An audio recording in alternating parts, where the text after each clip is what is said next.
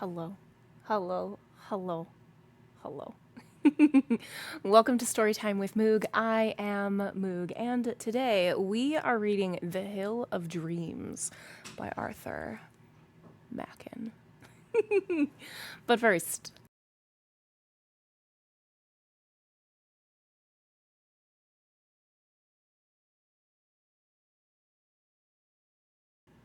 today we're starting a new book, and it's a chat recommendation. So I'm so excited that it falls into the Storytime realm. So that'll be fun. We have Hill of Dreams by Arthur Machen. And then our next Storytime book is also a chat recommendation, and it's going to be the Scarlet Leather. Scarlet Leather. So that'll be fun. Nice and spicy. So before we start reading, I did a lot of research and pulled up the Wikipedia page. So here we are. The Hill of Dreams is a semi-autobiographical novel by the Welsh author Arthur Machen. The novel recounts the life of a young man, Lucian Taylor, focusing on his dreamy childhood in rural Wales, in a town based on Caerleon. The Hill of Dreams of the title is an old Roman fort where Lucian has strange, sensual visions, including ones of the town in the time of Roman Britain. Later, the novel describes Lucian's attempts to make a living as an author in London, enduring poverty and suffering in the pursuit of art and history. Amazing. Okay. The Hill of Dreams was little noticed on its publication in 1907, save in a glowing review by Alfred Douglas. It was actually written between 1895 and 1897 and has elements of the style of the decadent and aesthetic movement of the period, seen through Machen's own mystical preoccupations. Lord Dunsany admired The Hill of Dreams and wrote an introduction to a 1954 reprint of the novel. In Henry and June, Henry Miller tells Anais Nin about The Hill of Dreams. According to the Friends of Arthur Machen website, the novel is almost undoubtedly Machen's most important and moving work. Lucian Taylor, the hero, is damned either through contact with an erotically pagan other world or through something degenerate in his own nature, which he thinks of as a faun. He becomes a writer, and when he moves to London, he becomes trapped by the increasing reality of the dark imaginings of this creature within him, which become increasingly real. Machen drew copiously on his own early years in Wales and London, and the book as a whole is an exploration through imagination of a potential fate which he personally avoided. One of the first explorations in fiction of the figure of the doomed artist, who is biographically as much a part of the decadent 1890s. So, let's do it. Let's do it. It was an ordeal, truly. 1. There was a glow in the sky, as if great furnace doors were opened. But all the afternoon his eyes had looked on glamour. He had strayed in fairyland. The holidays were nearly done, and Lucian Taylor had gone out resolved to lose himself, to discover strange hills and prospects that he had never seen before. The air was still, breathless, exhausted after heavy rain, and the clouds looked as if they had been molded of lead. No breeze blew upon the hill, and down in the well of the valley not a dry leaf stirred, not a bough shook in all the dark January woods. About a mile from the rectory, he had diverged from the main road by an opening that promised mystery and adventure. It was an old, neglected lane, little more than a ditch, worn 10 feet deep by its winter waters and shadowed by great untrimmed hedges, densely woven together. On each side were turbid streams, and here and there a torrent of water gushed down the banks, flooding the lane. It was so deep and dark that he could not get a glimpse of the country through which he was passing, but the way went down and down to some unconjectured hollow. Perhaps he walked 2 miles between the high walls of the lane before its descent ceased, but he thrilled with the sense of having journeyed very far, all the long way from the known to the unknown. He had come, as it were, into the bottom of a bowl amongst the hills, and black woods shut out the door. From the road behind him, from the road before him, from the unseen wells beneath the trees, rivulets of waters swelled and streamed down towards the center to the brook that crossed the lane. Amid the dead and wearied silence of the air, beneath leaden and motionless clouds, it was strange to hear such a tumult of gurgling and rushing water, and he stood for a while on the quivering footbridge and watched the rush of dead wood and torn branches and wisps of straw, all hurrying madly past him, to plunge into the heaped spume, the barmy froth that had gathered against a fallen tree. Then he climbed again and went up between limestone rocks, higher and higher, till the noise of waters became indistinct, a faint humming of swarming hives in summer. He walked some distance on level ground, till there was a break in the banks, and a stile on which he could lean and look out. He found himself, as he had hoped, afar and forlorn. He had strayed into outland and occult territory. From the eminence of the lane, skirting the brow of a hill, he looked down into deep valleys and dingles, and beyond, across the trees, to remoter country, wild bare hills and dark wooded lands meeting the gray, still sky. Immediately beneath his feet the ground sloped steep down to the valley, a hillside of close grass, patched with dead bracken, and dotted here and there with stunted thorns, and below there were deep oak woods, all still and silent and lonely, as if no one ever passed that way.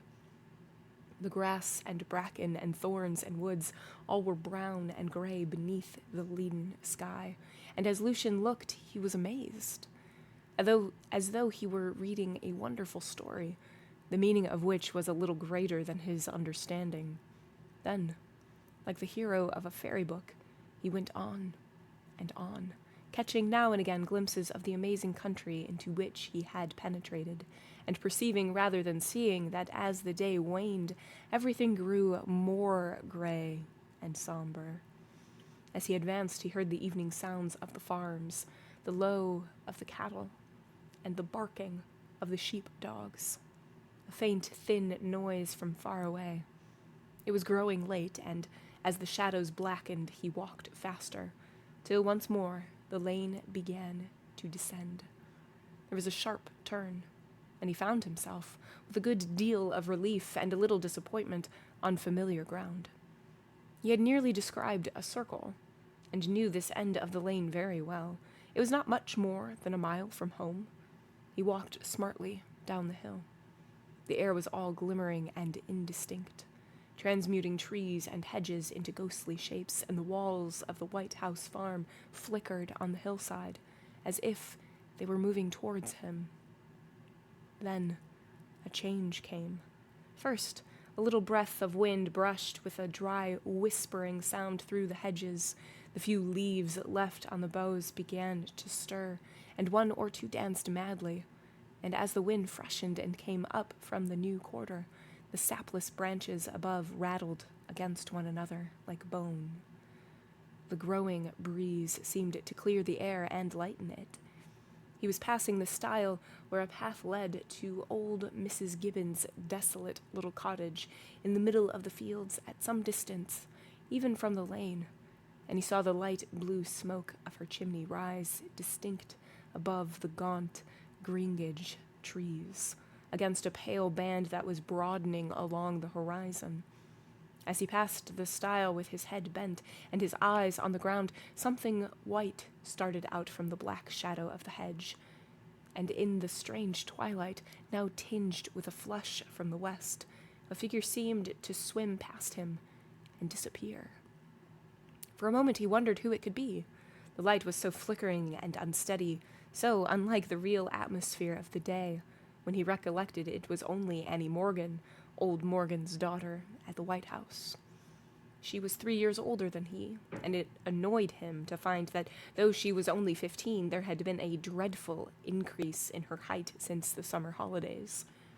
He had got to the bottom of the hill and, lifting up his eyes, saw the strange changes of the sky. The pale band had broadened into a clear, vast space of light, and above, the heavy, leaden clouds were breaking apart and driving across the heaven before the wind. He stopped to watch, and looked up at the great mound that jutted out from the hills into mid-valley.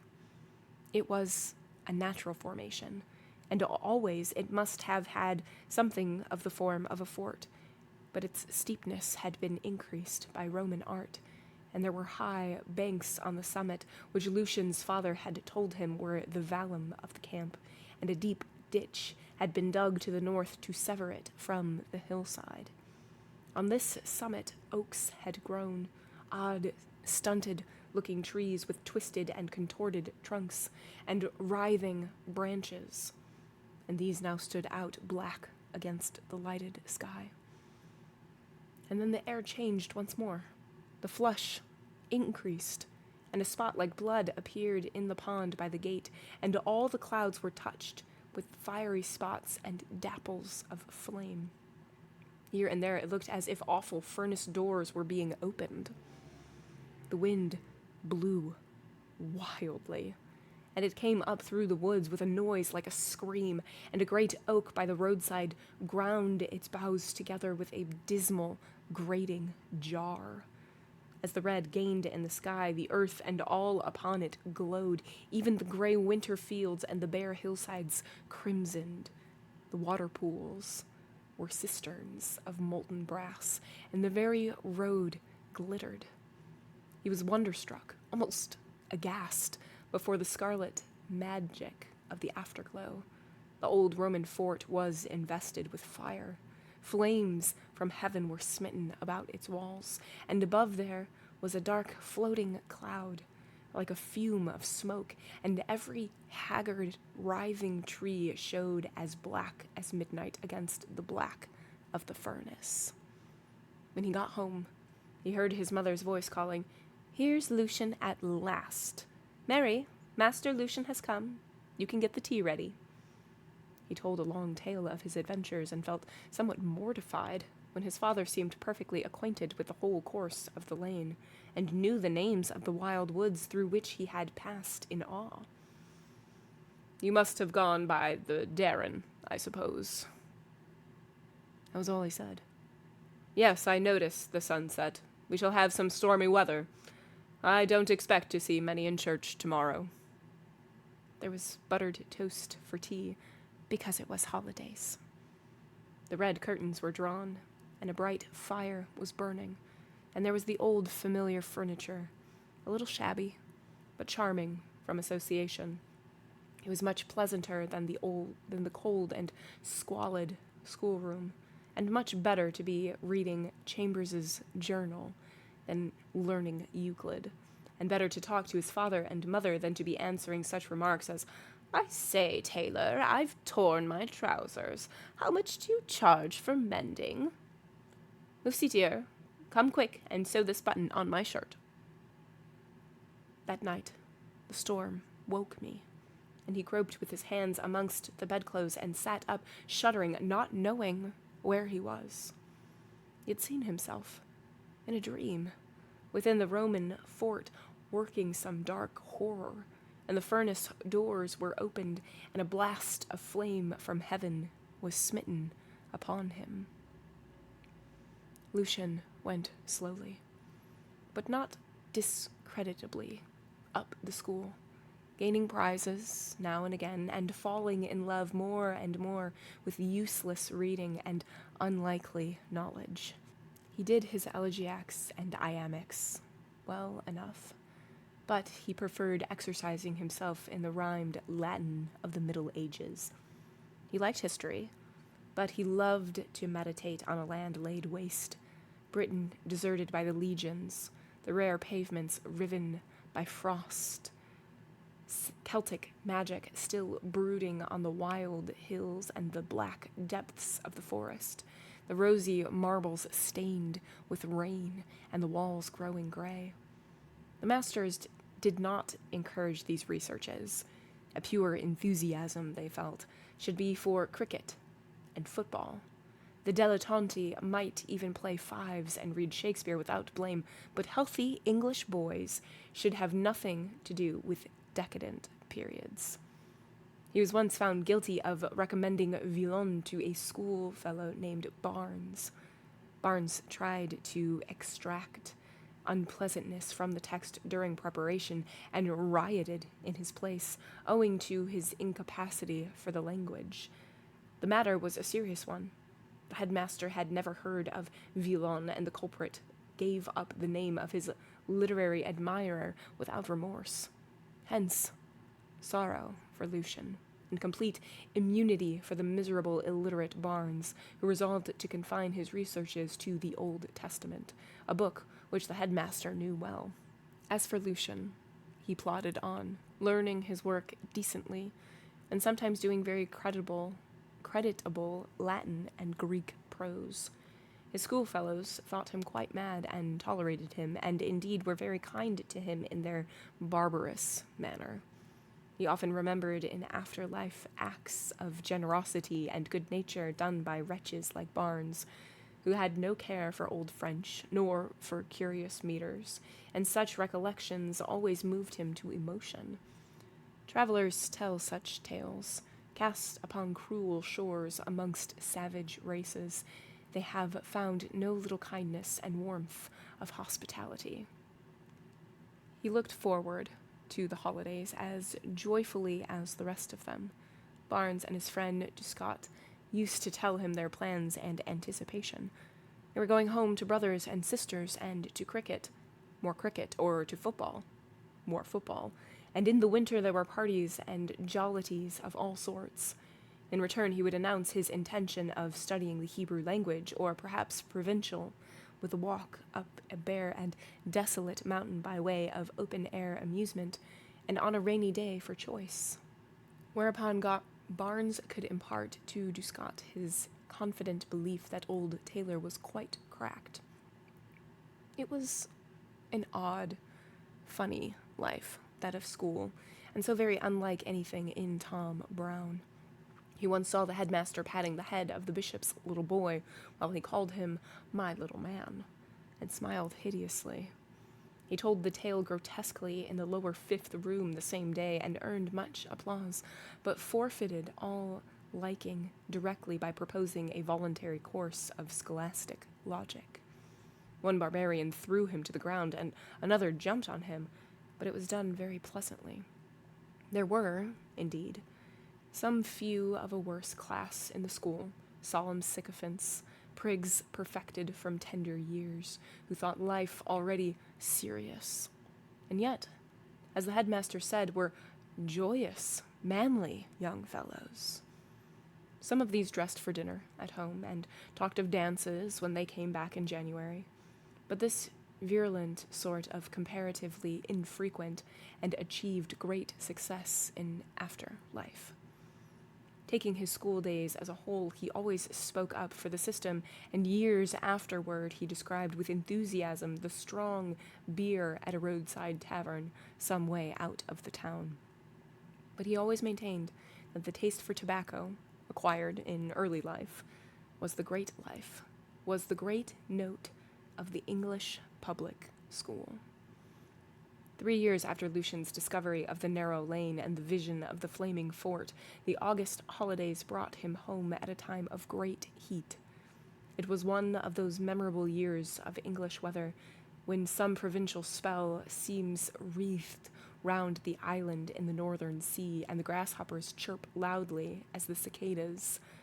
The hills smell of rosemary, and white walls of the old farmhouses blaze in the sunlight as if they stood in Arles or Avignon or the famed Tarascon by Rhone. Lucian's father was late at the station, and consequently Lucian bought the Confessions of an English Opium Eater, which he saw on the bookstall. When his father did drive up, Lucian noticed that the old trap had had a new coat of dark paint, and that the pony looked advanced in years. "I was afraid that I should be late, Lucian," said his father, "though I made old Polly go like anything. I was just going to tell George to put her into the trap when young Philip Harris came to me in a terrible state. He said his father fell down, all of a sudden like, in the middle of the field, and they couldn't make him speak, and would I please to come and see him. So I had to go, though I couldn't do anything for the poor fellow. They had sent for Dr. Burrows, and I am afraid he will find it a bad case of sunstroke. The old people say they never remember such a heat before." The pony jogged steadily along the burning turnpike road, taking revenge for the hurrying on the way to the station. The hedges were white with the limestone dust, and the vapor of heat palpitated over the fields. Lucian showed his confessions to his father, and began to talk of the beautiful bits he had already found. Mr. Taylor knew the book well, and read it many years before. Indeed, he was almost as difficult to surprise as that character in Daudet, who had one formula for all the chances of life, and when he saw the drowned academician dragged out of the river, merely observed, "Je vous touche." Mr. Taylor, the parsons, as his parishioner called him, had read the fine books and loved the hills and woods, and now knew no more of pleasant or sensational surprises. Indeed, the living was much depreciated in value, and his own private means were reduced almost to vanishing point. And under such circumstances, the great style loses many of its finer savors. He was very fond of Lucian, and cheered by his return, but in the evening he would be a sad man again, with his head resting on one hand, and eyes reproaching sorry fortune. Nobody called out, "Here's your master, with Master Lucian.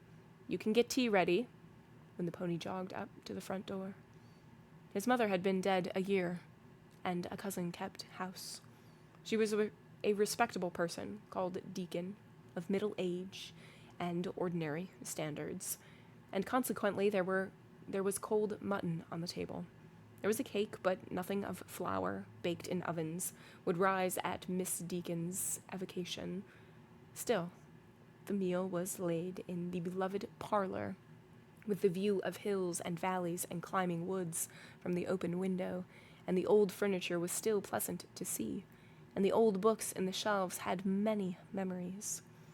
One of the most respected of the armchairs had become weak in the casters, and had to be artfully propped up, but Lucian found it very comfortable after the hard forms. When tea was over, he went out and strolled in the garden and orchards, and looked over the stile down into the brake, where foxgloves and bracken and broom mingled with the hazel undergrowth, where he knew of secret glades and untracked recesses deep in the woven greens, the cabinets for many years of his lonely meditations. Every path about his home, every field and hedgerow had dear and friendly memories for him, and the odor of the meadow-sweet was better than the incense steaming in the sunshine. He loitered and hung over the stile till the far-off woods began to turn purple, till the white mists were wreathing in the alley. Day after day, through all that August, morning and evening were wrapped in haze. Day after day the earth shimmered in the heat, and the air was strange and unfamiliar. As he wandered in the lanes and sauntered by the cool, sweet verge of the woods, he saw and felt that nothing was common or accustomed. For the sunlight transfigured the meadows and changed all the form of the earth under the violet provincial sun. The elms and beeches looked exotic trees, and the early morning, when the mists were thick, the hills had put on an unearthly shape. The one adventure of the holidays was the visit to the Roman fort, to that fantastic hill about whose steep bastions and haggard oaks he had seen the flames of sunset writhing nearly 3 years before. Ever since that Saturday evening in January, the lonely valley had been a desirable place to him.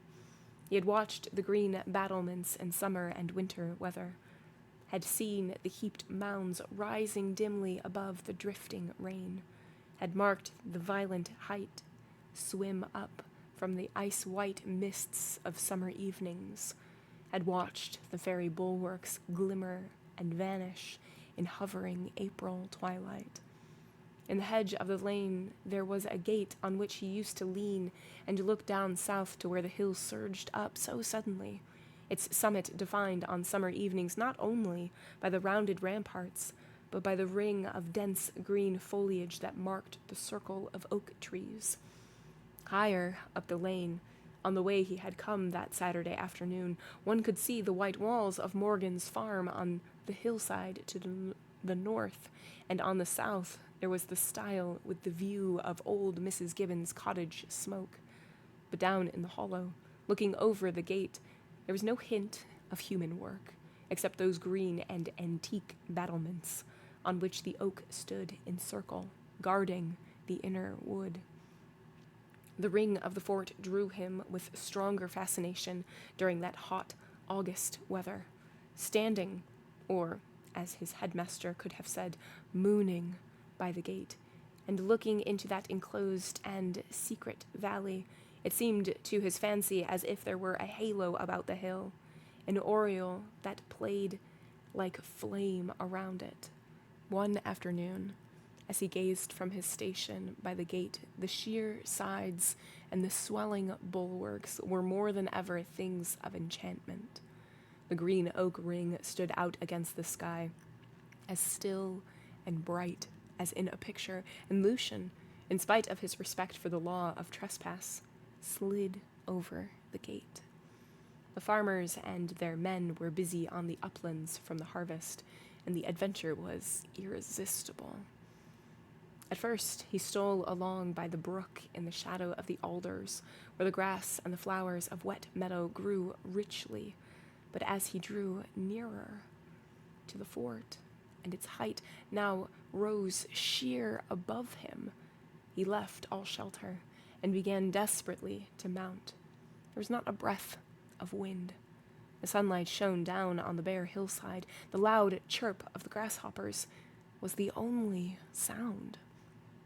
It was a steep ascent, and grew steeper as the valley sank away. He turned for a moment and looked down towards the stream, which now seemed to wind remote between the alders. Above the valley there was small, dark figures moving in the cornfield, and now and again there came the faint echo of a high-pitched voice singing through the air as on a wire. He was wet with heat. The sweat streamed off his face, and he could feel it trickling all over his body. But above him, the green bastions rose defiant, and the dark ring of oaks promised coolness. He pressed on, and higher, and at last began to crawl up the vallum on hands and knees, grasping the turf, and here and there the roots that had burst through the red earth. And then he lay, panting, with deep breaths, on the summit. Within the fort it was all dusky and cool and hollow. It was as if one stood at the bottom of a great cup. Within, the wall seems higher than without, and the ring of oaks curved up like a green, dark vault. There were nettles growing thick and rank in the foss. They looked different from the common nettles in the lanes, and Lucian, letting his hand touch a leaf by accident, felt the sting burn like fire. Beyond the ditch there was an undergrowth, a dense thicket of trees, stunted and old, cooked and withered by the winds into awkward and ugly forms. Beech and oak and hazel and ash and yew, twisted and so shortened and deformed that each seemed, like the nettle, of no common kind. He began to fight his way through the ugly growth, stumbling and getting hard knocks from the rebound of twisting boughs. His foot struck once, or twice against something harder than wood, and looking down he saw stones white with the leprosy of age, but still showing the work of the axe. And farther, the roots of the stunted trees gripped the foot-high relics of a wall, and a round heap of fallen stones nourished rank, unknown herbs that smelt poisonous. The earth was black and unctuous, and bubbling under the feet left no track behind. From it, the darkest places where the shadow was thickest swelled the growth of an abominable fungus, making the still air sick with its corrupt odor, and he shuddered as he felt the horrible thing pulped beneath his feet. Then there was a gleam of sunlight, and as he thrust the last boughs apart, he stumbled into the open space in the heart of the camp. It was a lawn of sweet, close turf in the center of the matted brake, of clean, firm earth from which no shameful growth sprouted, and near the middle of the glade was a stump of a felled yew tree, left untrimmed by the woodman. Lucian thought it must have been made for a seat. A crooked branch through which a little sap still ran was a support for the back, and he sat down and rested after his toil. It was not really so comfortable a seat as one of the school forms, but the satisfaction was to find anything at all that would serve for a chair. He sat there, still panting after the climb and his struggle through the dank and jungle-like thicket, and he felt as if he were growing hotter and hotter. The sting of the nettle was burning his hand, and the tingling fire seemed to spread all over his body. Suddenly, he knew that he was alone. Not merely solitary, that he had often been amongst the woods and deep in the lanes, but now it was a wholly different and a very strange sensation. He thought of the valley winding far below him, all its fields of the brook green and peaceful and still, without path or track. Then he had climbed the abrupt surge of the hill, and passing the green and swelling battlements, the ring of oaks, and the matted thicket, had come to the central space. And behind there were, he knew, many desolate fields, wild as common, untrodden, unvisited. He was utterly alone. He still grew hotter as he sat on the stump, and at last lay down at full length on the soft grass, and more at his ease felt the waves of heat pass over his body. And then he began to dream, to let his fancies stray over half-imagined, delicious things, indulging a virgin mind in its wanderings.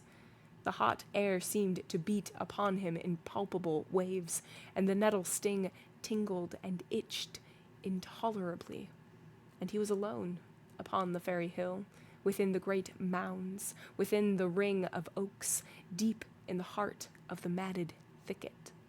Slowly and timidly, he began to untie his boots, fumbling with the laces and glancing all the while on every side at the ugly, misshapen trees that hedged the lawn. Not a branch was straight.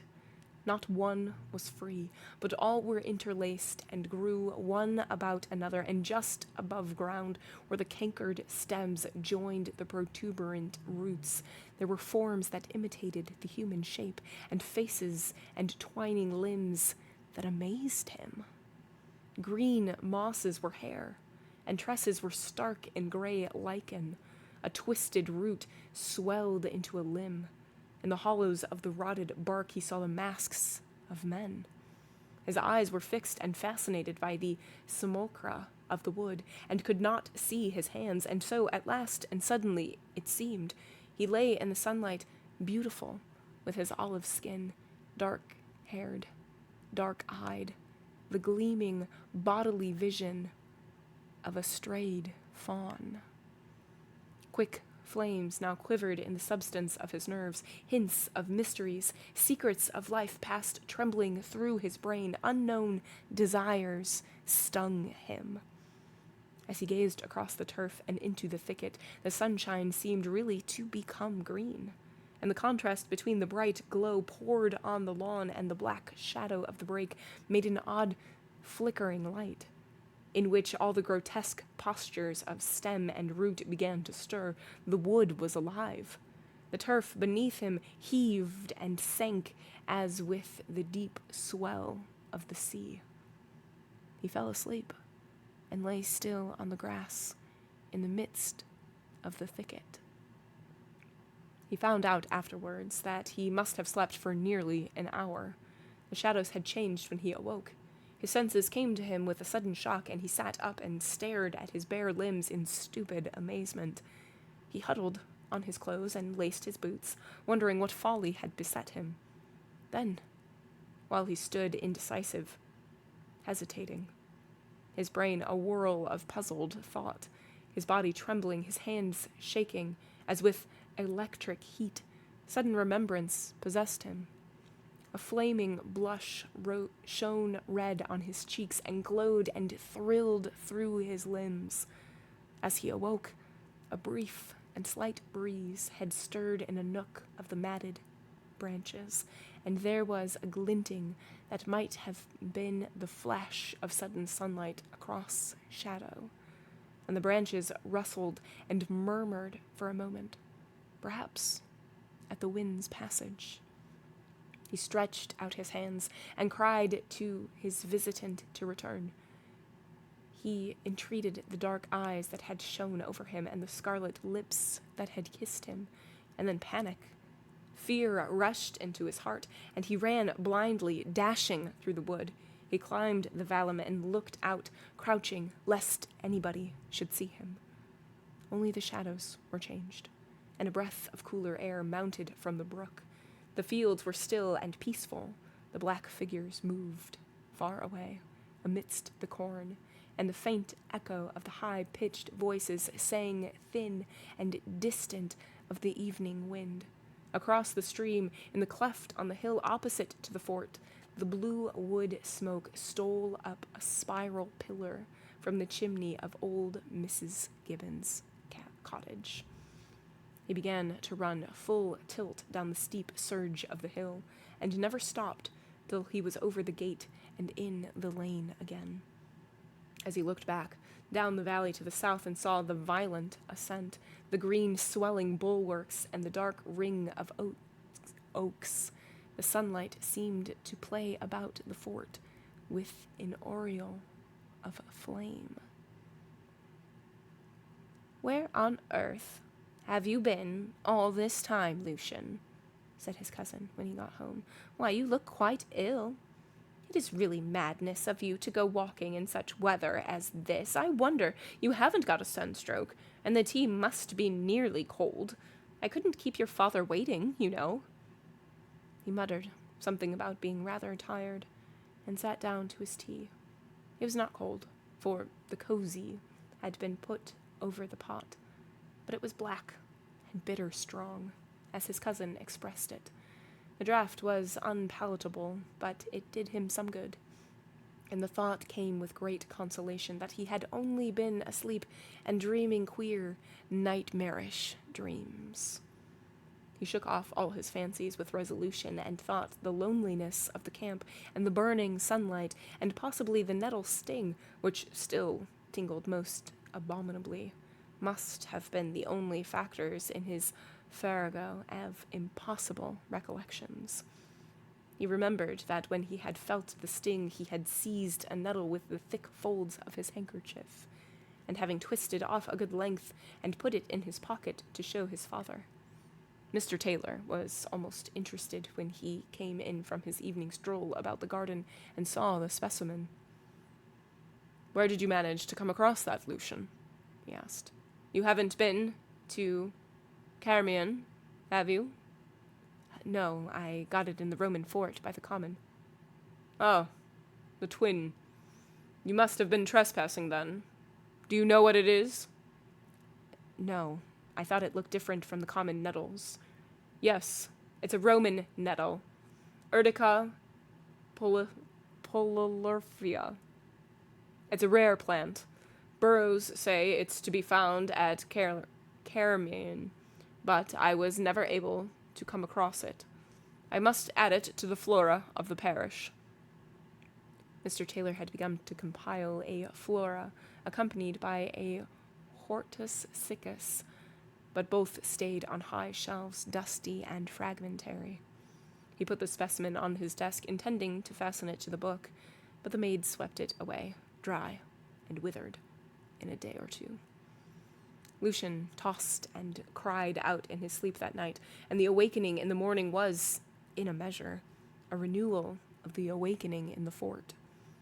But the impression was not so strong, and in a plain room it seemed all delirium and phantasmagoria. He had to go down to Caermaen in the afternoon, for Mrs. Dixon, the vicar's wife, had commanded his presence at tea. Mr. Dixon, though fat and short and clean-shaven, ruddy of face, was a safe man, with no extreme views on anything. He deplored all extreme party convictions, and thought the great needs of our beloved church were conciliation, moderation, and above all, amalgamation. So he pronounced the word. Mrs. Dixon was tall, imposing, splendid, well-fitted for the episcopal order, with gifts that would have shone at the palace. There were daughters who studied German literature and thought Miss Frances Ridley Havergal wrote poetry, but Lucian had no fear for them. He dreaded the boys. Everybody said they were such fine, manly fellows, such gentlemanly boys, with such a good manner, sure to get on in the world. Lucian had said, "Bother," in a very violent manner when the gracious invitation was conveyed to him. But there was no getting out of it. Miss Deacon did her best to make him look smart. His ties were also disgraceful that she had to supply the want with a narrow ribbon of a sky-blue tint, and she brushed him so long and so violently that he seemed that he quite understood why a horse sometimes bites and sometimes kicks the groom. He set out between 2 and 3 in a gloomy frame of mind. He knew too well what spending the afternoon with honest, manly boys meant. He found the reality more lurid than his anticipation. The boys were in the field, and the first remark he heard when he got in sight of the group was, "Hello, Lucian. How much for the tie?" "A fine tie," another, a stranger, observed. "You bagged it from the kitten, didn't you?"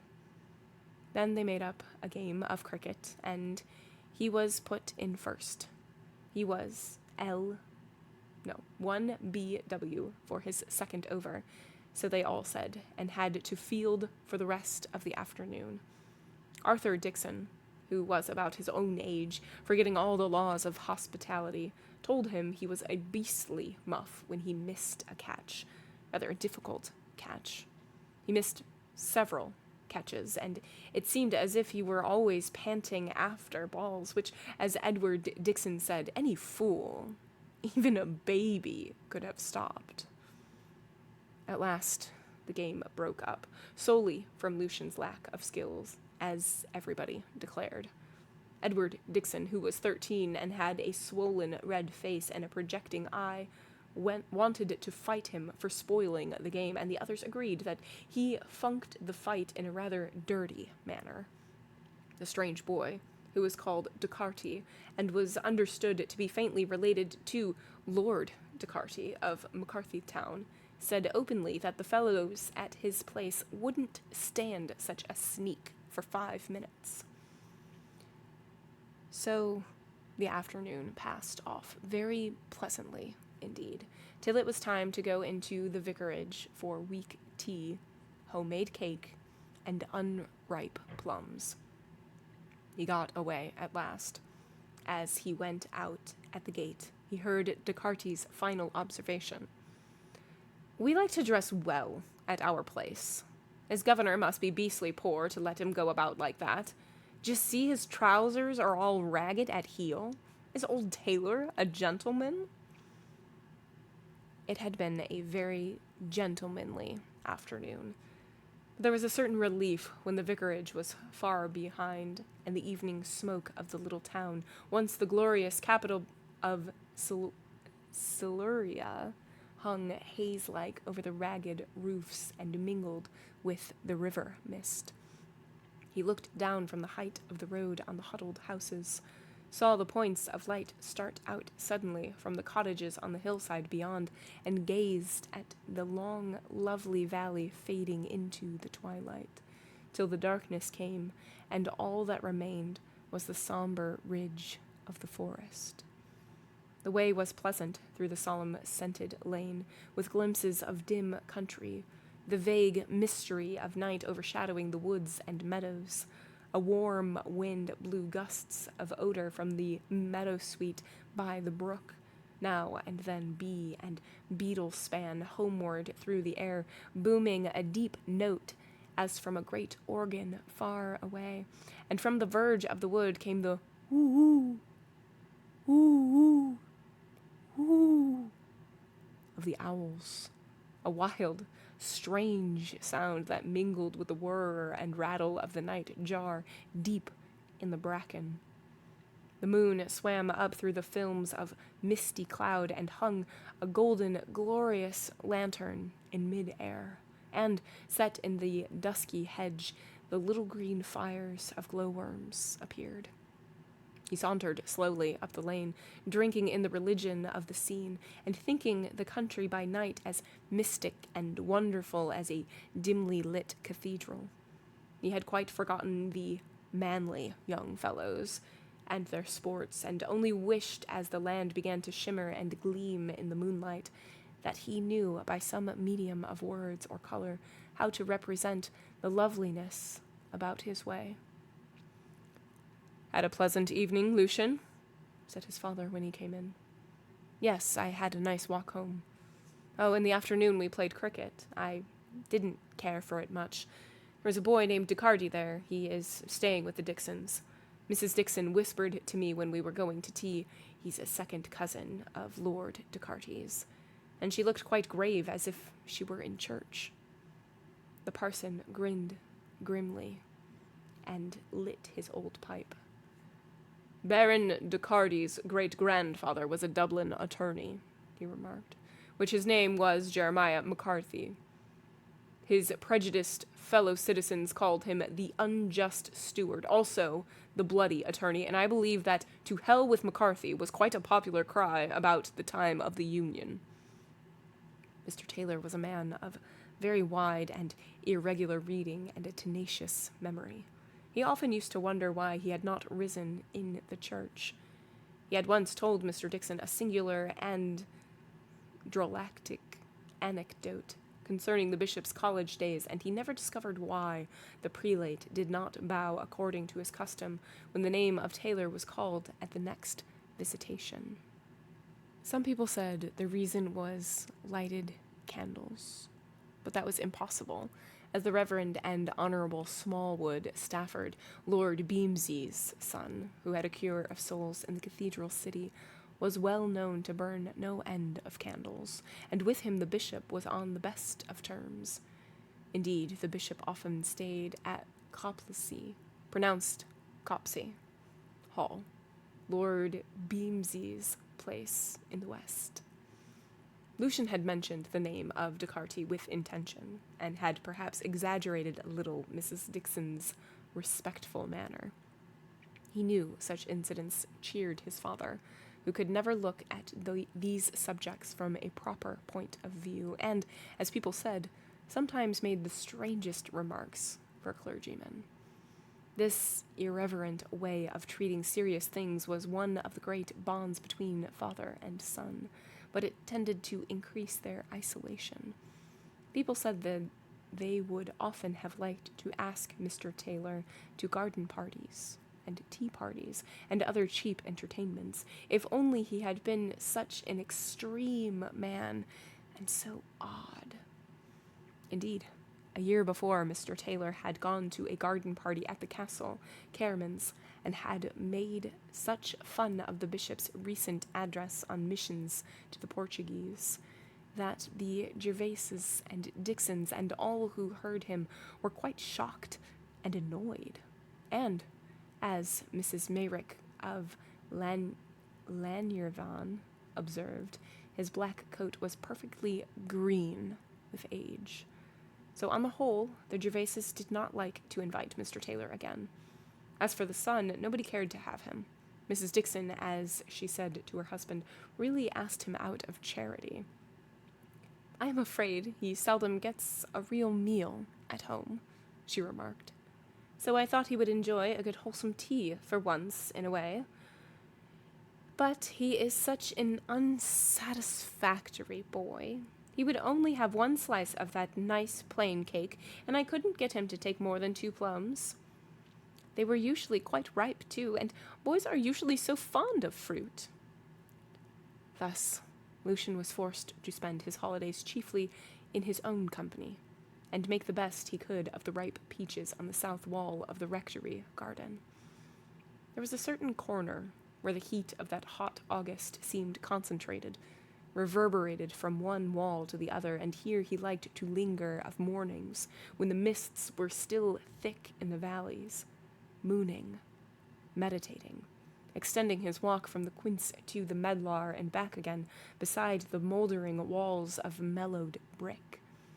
He was full of a certain wonder and awe, not unmixed with a swell of strange exultation, and wished more and more to be alone, to think over that wonderful afternoon within the fort. In spite of himself, the impression was fading. He could not understand that feeling of mad panic terror that drove him through the thicket and down the steep hillside, yet he had experienced so clearly the physical shame and reluctance of the flesh. He recollected that for a few seconds after his awakening, the sight of his own body had made him shudder and writhe, as if it had suffered some profoundest degradation. He saw before him a vision of 2 forms. A fawn with tingling and prickling flesh lay expectant in the sunlight, and there was also the likeness of a miserable, shamed boy, standing with trembling body and shaking unsteady hands. It was all confused, a procession of blurred images, now of rapture and ecstasy, and now of terror and shame, floating in a light that was altogether phantasmal and unreal. He dared not approach the fort again. He lingered in the road to Caraman that passed behind it, but a mile away, and separated by the wild land and a strip of wood from the towering battlements. Here, he was looking over a gate one day, doubtful and wondering, when he heard a heavy step behind him, and glancing round quickly, saw it was old Morgan of the White House. "Good afternoon, Master Lucian," he began. "Mr. Taylor pretty well, I suppose? I be going to the house a minute. The men in the fields are wanting some more cider. Would you come and taste a drop of cider, Master Lucian? It's very good, sir, very good indeed." Lucian did not want any cider, but he thought it would please old Morgan if he took some, so he said he should like to taste the cider very much indeed. Morgan was a sturdy, thick-set old man of the ancient stock, a stiff churchman who breakfasted regularly on fat broth and carefully cheese in the fashion of his ancestors. Hot, spiced elder wine was for winter nights, and gin for festal seasons. The farm had always been the freehold of the family, and when Lucian, in the wake of the yeoman, passed through the deep porch by the oaken door, down into the long, dark kitchen, he felt as though the 17th century still lingered on. One mullioned window, set deep in the sloping wall, gave all the light there was through quarries of thick glass in which there were whorls and circles, so that the lapping rose branch and the garden and the fields beyond were distorted to the sight. 2 heavy beams, oaken but whitewashed, ran across the ceiling. A little glow of fire sparkled in the great fireplace, and a curl of blue smoke fled up the cavern of the chimney. Here was the genuine chimney corner of our fathers. There were seats on each side of the fireplace where one could sit snug and sheltered on December nights, warm and merry in the blazing light, and listen to the battle of the storm, and hear the flame spit and hiss at the falling snowflakes. At the back of the fire were great blackened tiles with raised initials and a date, I.M. 1684. "Sit down, Master Lucian. Sit down, sir," said Morgan. "Annie," he called through one of the numerous doors, "here's Master Lucian, the parson. Would like a drop of cider. Fetch a jug, will you, directly?" "Very well, father," came the voice from the dairy, and presently the girl entered, wiping the jug she held. In his boyish way, Lucian had been a good deal disturbed by Annie Morgan. He could see her on Sundays from his seat in church, and her skin curiously pale, her lips that seemed as though they were stained with some brilliant pigment, her black hair, and the quivering black eyes gave him odd fancies which he had hardly shaped to himself. Annie had grown into a woman in 3 years, and he was still a boy. She came into the kitchen, curtsying and smiling. "Good day, Master Lucian. And how is Mr. Taylor, sir?" Very well, thank you. I hope you are well?" "Nicely, sir, thank you. How nice your voice do sound in church, Master Lucian, to be sure. I was telling father about it last Sunday." Lucian grinned and felt uncomfortable, and the girl set down the jug on the round table and brought a glass from the dresser. She bent close over him as she poured out the green, oily cider, fragrant of the orchard. Her hand touched his shoulder for a moment, and she said, "I beg your pardon, sir," very prettily. He looked up eagerly at her face. The black eyes, the little oval in shape, were shining, and the lips smiled. Annie wore a plain dress of some black stuff, open at the throat. Her skin was beautiful. For a moment the ghost of a fancy hovered, unsubstantial in his mind, and then Annie curtsied as she handed him the cider and replied to his thanks with, "And welcome kindly, sir." The drink was really good. Not thin nor sweet, but round and full and generous, with a fine yellow flame twinkling through the green when one held it up to the light. It was like a stray sunbeam hovering on the grass in a deep orchard, and he swallowed the glassful with relish and had some more, warmly commending it. Mr. Morgan was touched. "I see you do know a good thing, sir," he said. "Is indeed now. It's good stuff, though it's my own makin'. My old grandfather, he planted the trees in the time of the wars, and he was a very good judge of an apple in his day and generation. And a famous grafter he was, to be sure. You will never see no swelling in the trees he grafted at all whatever. Now, there's James Morris.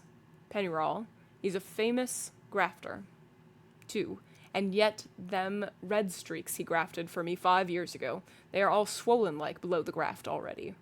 Would you like to taste a blemon pippin now, Master Lucian? There be a few left in the loft, I believe."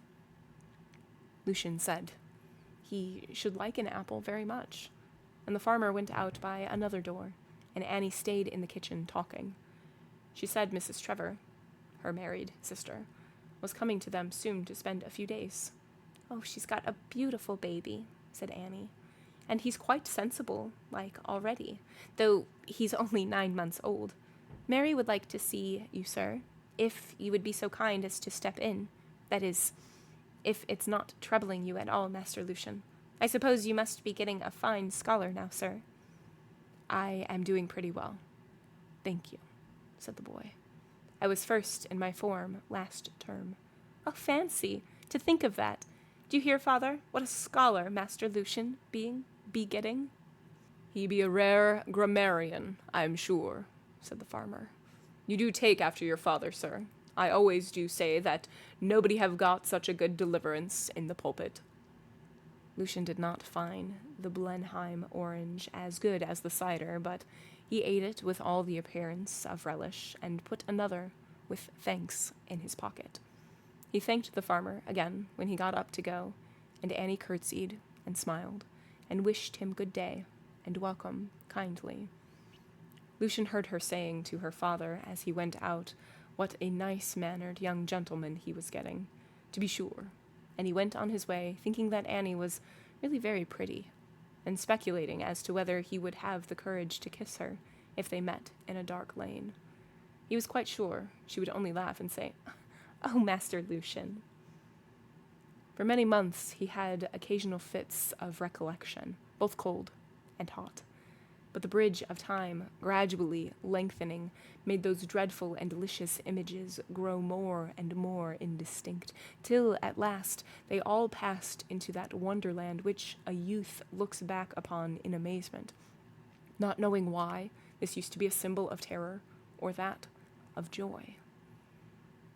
At the end of each term, he would come home and find his father a little more despondent and harder to cheer even for a moment, and the wallpaper and the furniture grew more and more dingy and shabby. The two cats, loved and ancient beasts that he remembered when he was quite a little boy before he went to school, died miserably, one after the other. Old Polly, the pony, at last fell down in the stable from the weakness of old age and had to be killed there. The battered old trap ran no longer along the well-remembered lanes. There was long meadow grass on the lawn, and the trained fruit trees on the wall had got quite out of hand. At last, when Lucian was 17, his father was obliged to take him from school. He could no longer afford the fees. This was the sorry ending of many hopes and dreams of a double first, a fellowship, distinction and glory that the poor parson had long entertained for his son, and the two moped together in the shabby room, one on each side of the sulky fire, thinking of dead days and finished plans, and seeing a gray future in the years that advanced towards them. At one time, there seemed some chance of a distant relative coming forward to Lucian's assistance, and indeed it was quite settled that he should go up to London with certain definite aims. Mr. Taylor told the good news to his acquaintances. His coat was too green now for any pretense of friendship, and Lucian himself spoke of his plans to Burrows, the doctor, and Mr. Dixon, and one or two others. Then the whole scheme fell through, and the parsons and his son suffered much sympathy. People, of course, had to say they were sorry. But in reality the news was received with high spirits, with the joy with which one sees a stone as it rolls down a steep place give yet another bounding leap towards the pool beneath. Mrs. Dixon heard the pleasant tidings from Mrs. Cooley, who came in to talk about the mothers' meeting and the Band of Hope. Mrs. Dixon was nursing a little Ethelwig, or some such name, at the time, and made many affecting observations on the general righteousness with which the world was governed. Indeed, poor Lucian's disappointment seemed distinctly to increase her faith in the divine order, as if it had been some example in Butler's analogy. "Aren't Mr. Taylor's views very extreme?" she said to her husband the same evening. "I am afraid they are," he replied. "I was quite grieved at the last diocesan conference at the way in which he spoke. The dear old bishop had given an address on auricular confession, and was forced to do so, after what had happened, and I must say that I never felt prouder of our beloved church." Mr. Dixon told all the Homeric stories of the conference, reciting the achievements of the champions, deploring this and applauding that. It seemed that Mr. Taylor had the audacity to quote authorities which the bishop could not very well repudiate, though they were directly opposed to the safe episcopal pronouncement. Mrs. Dixon, of course, was grieved. It was so sad to think of a clergyman behaving so shamefully. "But dear," she proceeded, "I have been thinking about that unfortunate Taylor boy and his disappointments, and after what you've just told me, I am sure it's some kind of judgment on them both. Has Mr. Taylor forgotten the vows he took at his ordination? But don't you think, dear, I am right, and that he had been punished? The sins of our fathers. Somehow or other, Lucian divined the atmosphere of threatenings and judgments, and shrank more and more from the small society of the countryside. For his part, when he was not mooning in the beloved fields and woods of happy memory, he shut himself up with books, reading whatever could be found on the shelves and amassing a store of incongruous and obsolete knowledge.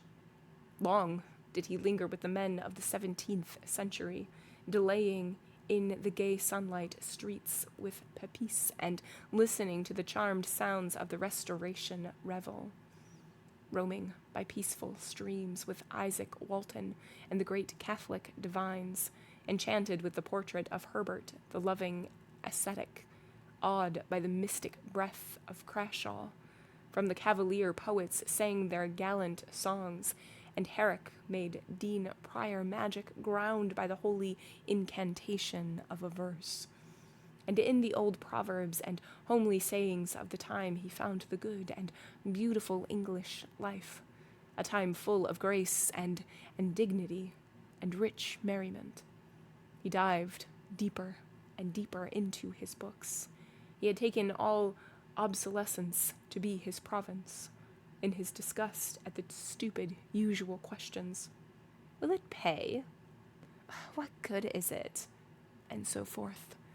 He would only read what was uncouth and useless, the strange pomp and symbolism of the Kabbalah, with its hint of more terrible things, the Rosicrucian mysteries of Flood, the enigmas of Vaughan, dreams of alchemists.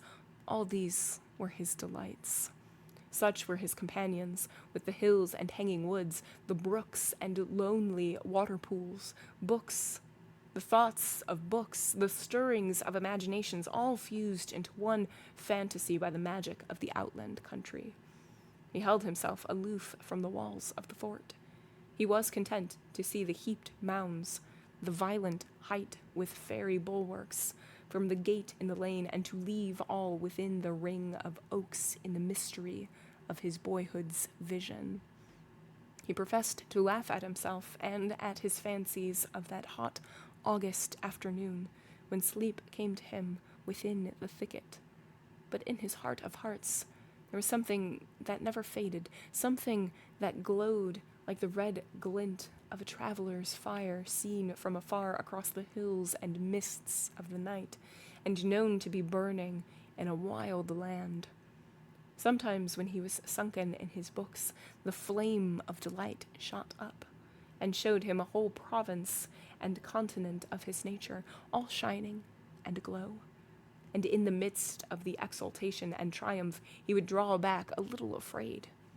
He had become ascetic in his studious and melancholy isolation, and the vision of his ecstasies frightened him. He began to write a little, at first very tentatively and feebly, and then with more confidence.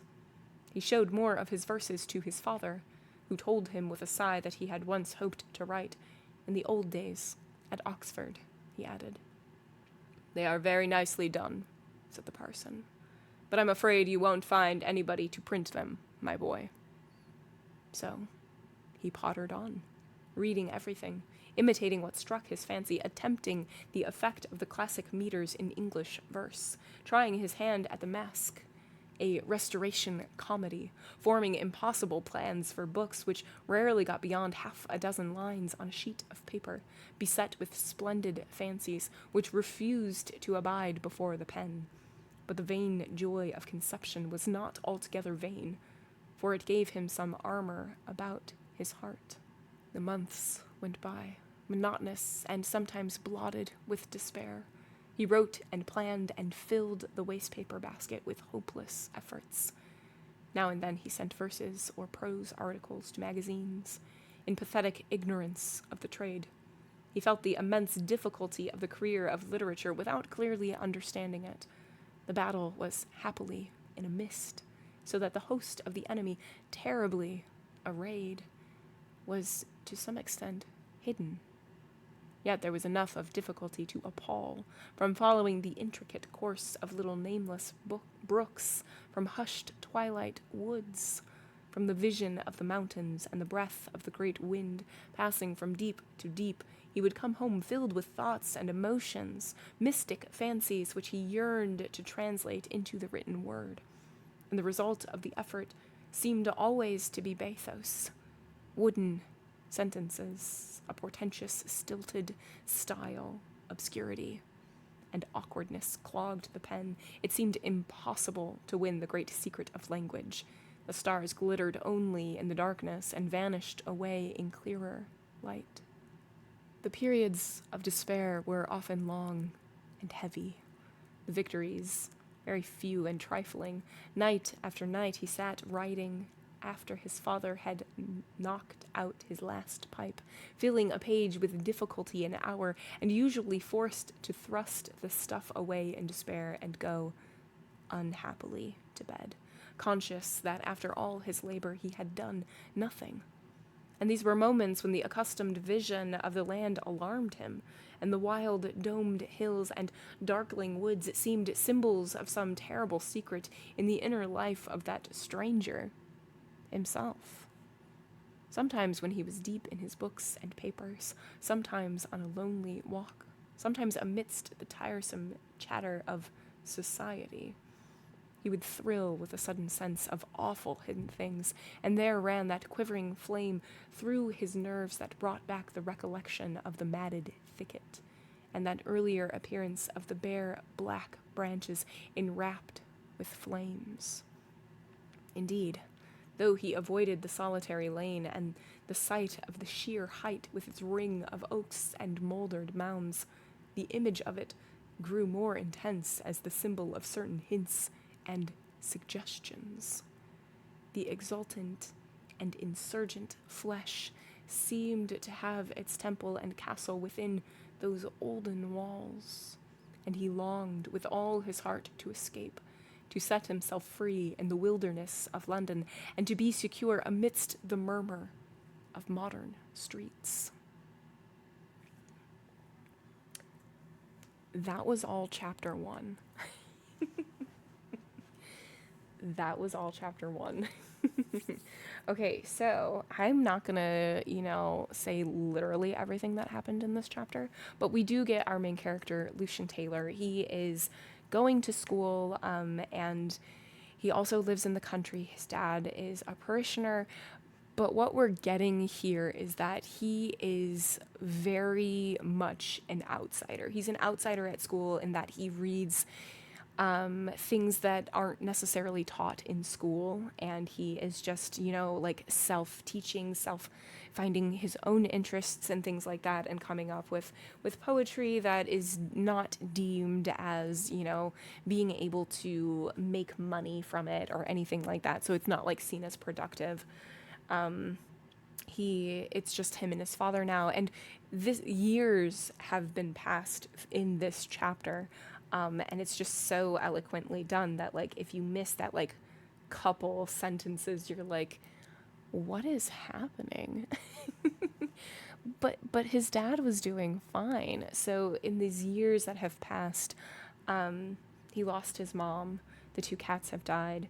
There's a horse in the stable that has died. And the physical upkeep of the house is also failing. And that mirrors the physical upkeep of his father and how society is seeing both his father as well as the son. And there is even a little an outside comment that we get about the sins of the father are the sins of the son. And so it is interesting in that, and I love the description of the wallpaper curling and yellowing, and how that is much like Gothic horror, how the representation of the atmosphere and of your settings is directly a representation of, human condition and things like that. So I'm super loving that. But also, okay, so he's being, he is an outcast in society. At school, he is no longer able to go to school because his father can no longer afford to send him. And so he just retreats more and more and more into reading, and not reading with the intention of making money, but reading to just learn all of these weird, obscure things and just become just so enraptured in books. And in doing this, he's also become super interested in writing. And so we had very early on in the first chapter him going through like this forest and climbing around and falling asleep in this big open field and maybe seeing a fawn, maybe seeing all of this fire around him. Who's to say what is real and what is just imagination? But he keeps going back to that, and he's using that in addition to his insane amount of reading as inspiration for his writing. So yes, that was all chapter 1. And chapter 2 is just as long, which I'm sure means that all of the chapters are. There's not that too many chapters. There's 7. So, chapter 2.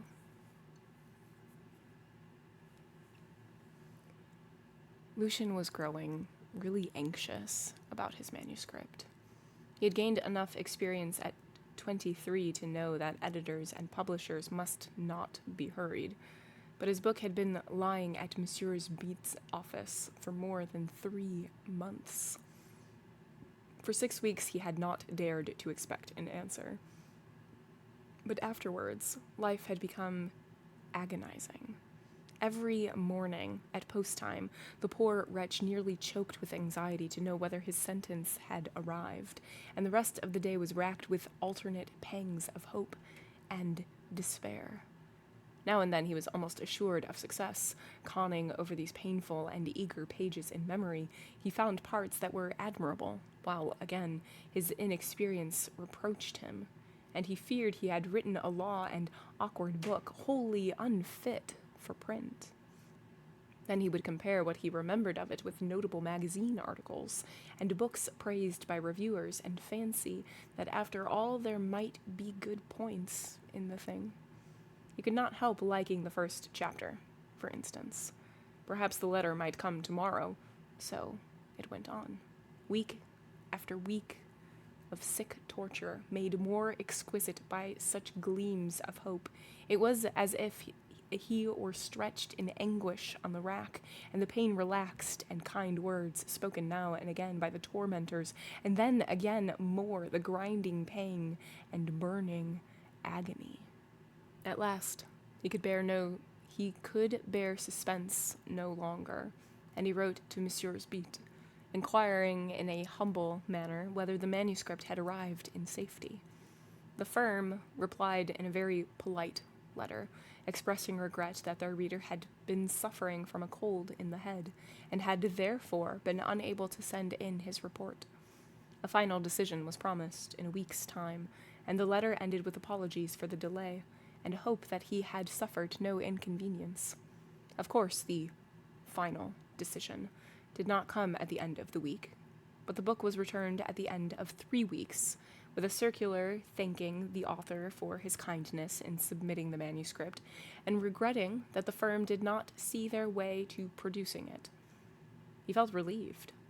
The operation that he had dreaded and deprecated for so long was at last over, and he would no longer grow sick of mornings when the letters were brought in. He took his parcel to the sunny corner of the garden, where the old wooden seat stood, sheltered from the biting March winds. Messrs. Bate had put in with the circular one of their short lists, a neat booklet headed Messrs. Bate and Company's recent publications.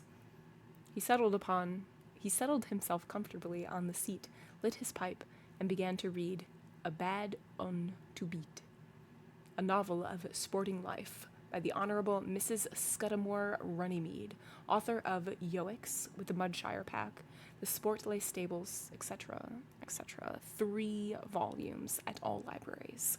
The press, it seemed, pronounced this to be a charming book.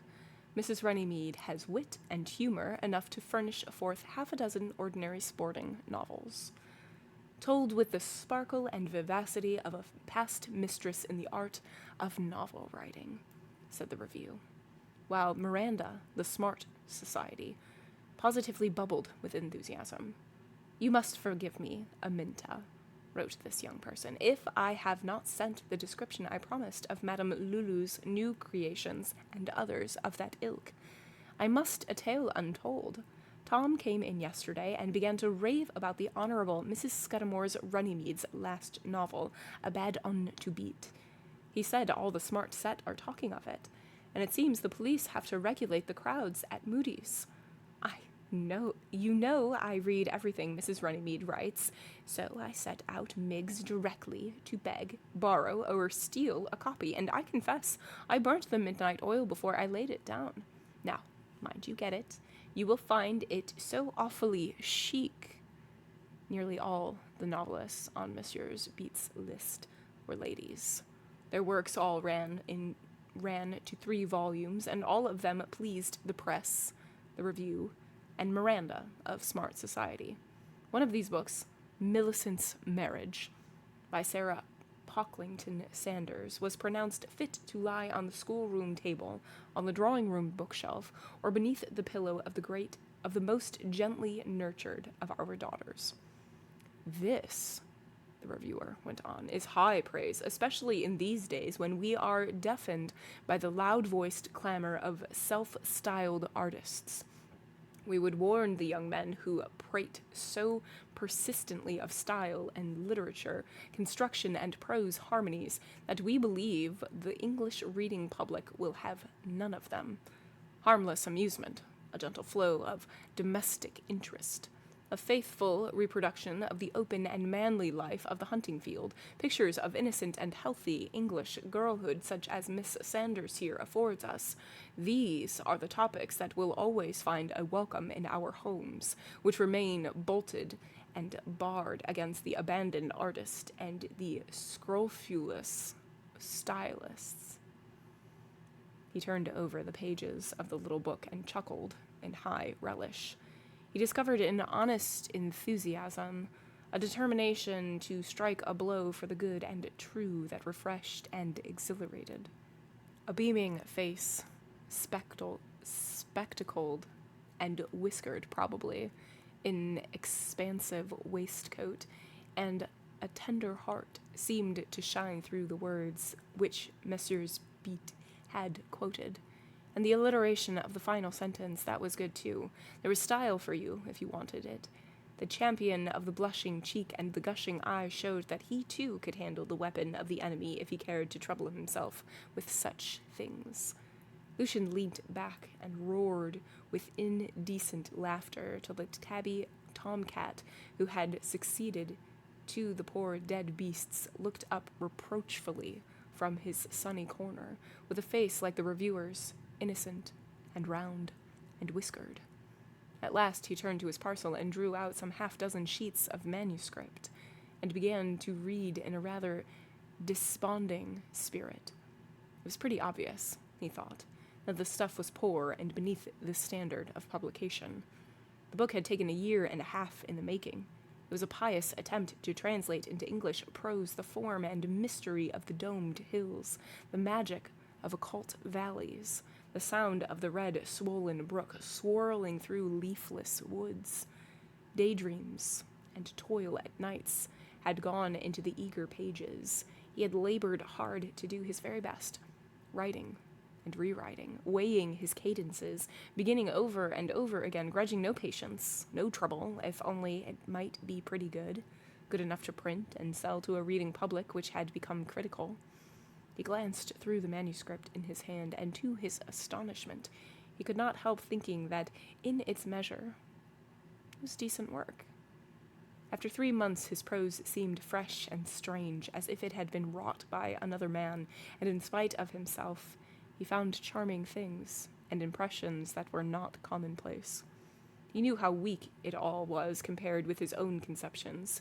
He had seen an enchanted city, awful, glorious, with flame smitten about its battlements, like the cities of the Sangreal, and he had molded his copy in such poor clay as came to his hand.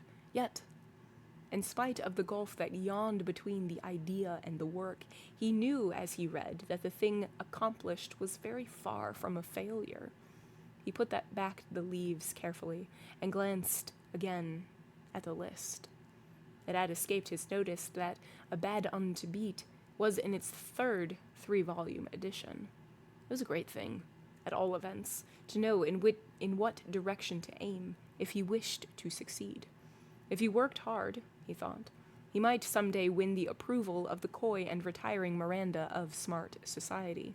That modest maiden might, in his praise, interrupt her task of disinterested advertisement, her philanthropic counsels to go to Jumper's, and mind you ask for Mr. C. Jumper, who will show you the lovely blue paper with the yellow spots at 10 shillings the piece. He put down the pamphlet and laughed again at the books and the reviewers, so that he might not weep. This, then, was English fiction. This was English criticism. And farce, after all, was but an ill-played tragedy. The rejected manuscript was hidden away, and his father quoted Horace's maxim as to the benefit of keeping literary works for some time in the wood. There was nothing to grumble at, though Lucian was inclined to think the duration of the reader's caterpillar a little exaggerated. But this was a trifle. He did not arrogate to himself the position of a small commercial traveler who expects prompt civility as a matter of course, and not at all as a favor. He simply forgot his old book, and resolved that he would make a better one, if he could. With the hot fit of resolution, the determination not to be snuffed out by one refusal upon him, he began to beat about in his mind for some new scheme. At first it seemed that he had hit upon a promising subject. He began to plot out chapters and scribble hints for the curious story that had entered his mind, arranging his circumstances and noting the effects to be produced with all the enthusiasm of the artist. But after the first breath, the aspect of the work changed. Page after page was tossed aside as hopeless. The beautiful sentences he had dreamed of refused to be written, and his puppets remained stiff and wooden, devoid of life or motion. Then all the old despairs came back, the agonies of the artificer who strives and perseveres in vain, the scheme that seemed of amorous fire turned to cold, hard ice in his hands. He let the pen drop from his fingers and wondered how he could have ever dreamed of writing books. Again, the thought occurred that he might do something if he could only get away, and join the sad procession in the murmuring London streets, far from the shadow of those awful hills. But it was quite impossible. The relative who had once promised assistance was appealed to, and wrote expressing his regret that Lucian had turned out a loafer, wasting his time in scribbling instead of trying to earn his living. Lucian felt rather hurt at this letter, but the parson only grinned grimly, as usual. He was thinking of how he signed a check many years before, in the days of his prosperity, and the check was payable to his didactic relative, then in but a poor way, and of a thankful turn of mind. The old rejected manuscript had almost passed out of his recollection. It was called, oddly enough. He was looking over the reader, and enjoying the admirable literary criticisms some 3 months after the return of his book, when his eye was attracted by a quoted passage in one of the notices. The thought and style both wakened memory. The cadences were familiar and beloved. He read through the review from the beginning. It was a very favorable one, and pronounced the volume an immense advance on Mr. Ritson's previous work. Here, undoubtedly, the author has discovered a vein of pure metal, the reviewer added, and we predict that he will go far. Lucian had not yet reached his father's stage. He was unable to grin in the manner of that irreverent parson. The passage selected for high praise was taken almost word for word from the manuscript, now resting in his room. the work that had not reached the high standard of Messrs. Beat and Company, who, curiously enough, were the publishers of the book reviewed in The Reader. He had a few shillings in his possession, and wrote at once to a bookseller in London for a copy of The Chorus in Green, as the author had oddly named the book. He wrote on June 21st, and thought he might fairly expect to receive the interesting volume by the 24th. But the postman, true to his tradition, brought nothing for him, and in the afternoon he resolved to walk down to Caermain's, in case it may have come by a second post, or it might have been mislaid at the office. They forgot parcels sometimes, especially when the bag was heavy and the weather hot. This 24th was a sultry and oppressive day. A gray veil of cloud obscured the sky, and a vaporous mist hung heavily over the land and fumed up from the valleys. But at 5 o'clock, when he started, the clouds began to break, and the sunlight suddenly streamed down through the misty air, making ways and channels of rich glory and bright islands in the gloom. It was a pleasant and shining evening when, passing by devious back streets to avoid the barbarians, as he very rudely called the respectable inhabitants of the town, he reached the post office, which was also the general shop. "Yes, Mr. Taylor, there is something for you, sir," said the man. "William, the postman, forgot to take it up this morning." And he handed over the packet. Lucian took it under his arm and went slowly through the ragged, winding lanes till he came into the country. He got over the first stile on the road, and sitting down in the shelter of a hedge, cut the strings and opened the parcel. The Chorus in Green was got up in what reviewers call a dainty manner. A bronze-green cloth, well-cut gold lettering, wide margins, and black old-face type, all witnessed to the good taste of Messrs. Beat and Company. He cut the pages hastily and began to read. He soon found that he had wronged Mr. Ritson. That old literary hand had by no means stolen his book wholesale, as he had expected. There were about 200 pages in the pretty little volume, and of these about 90 were Lucian's, dovetailed into a rather different scheme with skill that was nothing short of exquisite. And Mr. Ritson's own work was often very good, spoilt here and there for some tastes by the cataloging method, a somewhat materialistic way of taking an inventory of the holy country things, but for that very reason, contrasting to a great advantage with Lucian's hints and dreams and notes of haunting. And here and there Mr. Ritson had made little alterations in the style of the passages he had conveyed, and most of these alterations were amendments, as Lucian was obliged to confess, though he would have liked to argue 1 or 2 points with his collaborator and corrector. He lit his pipe and leant back comfortably in the hedge, thinking things over, weighing very coolly his experience of humanity, his contact with the society of the countryside, the affair of the Chorus in Green, and even some little incidents that had struck him as he was walking through the streets of Caermain that evening. At the post office, when he was inquiring for his parcel, he had heard 2 old women grumbling in the street. It seemed, so far as he could make out, that both had been disappointed in much the same way. One was a Roman Catholic, hardened and beyond the reach of conversion. She had been advised to ask alms of the priests, who are always creeping and crawling about. The other old sinner was a dissenter, and Mrs. Dixon has quite enough to do to relieve good church people. Mrs. Dixon, assisted by Henrietta, was, it seemed, the Lady High Almoner, who dispensed these charities. As she said to Mrs. Coley, who would end by keeping all the beggars in the county, and they really couldn't afford it. A large family was an expensive thing, and the girls must have new frocks. Mr. Dixon is always telling me and the girls that we must not demoralize the people by indiscriminate charity."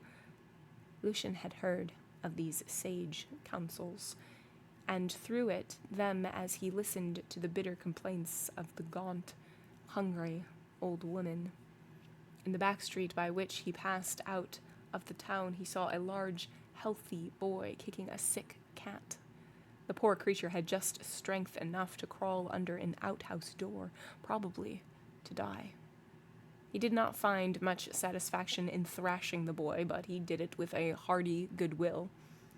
Further on, at the corner where the turnpike used to be, was a big notice announcing a meeting at the old schoolroom in aid of the missions of the Portuguese, under the patronage of the Lord Bishop of the diocese, was the imposing headline. The Reverend Marivelle Dixon, Vicar of Caraman, was to be in the chair, supported by Stanley Gervais, Esquire, J.P., and by many of the clergy and gentry of the neighborhood.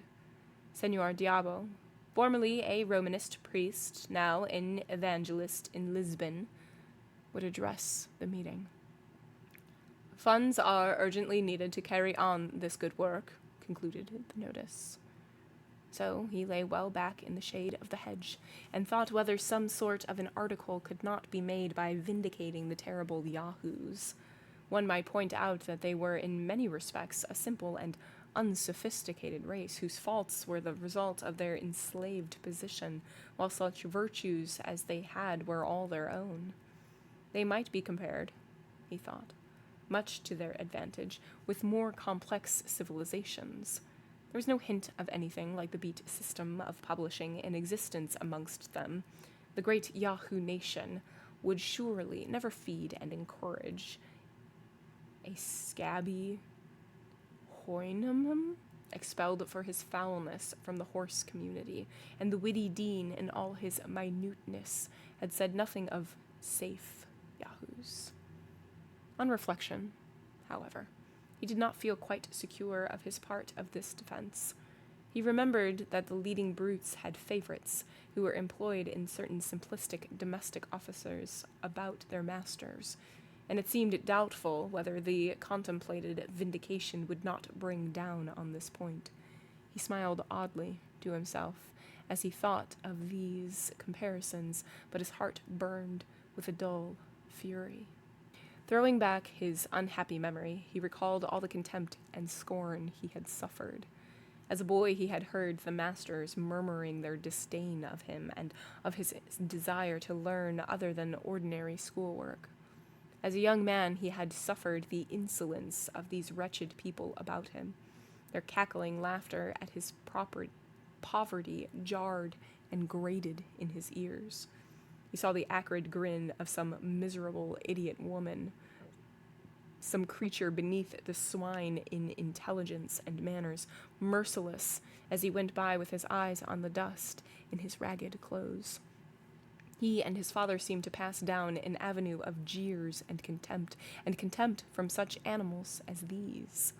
This putrid filth, molded into human shape, made only to fawn on the rich and beslaver them, thinking no foulness too foul if it were done in honor of those in power and authority, and no refined cruelty of contempt too cruel if it were contempt of the poor and humble and oppressed.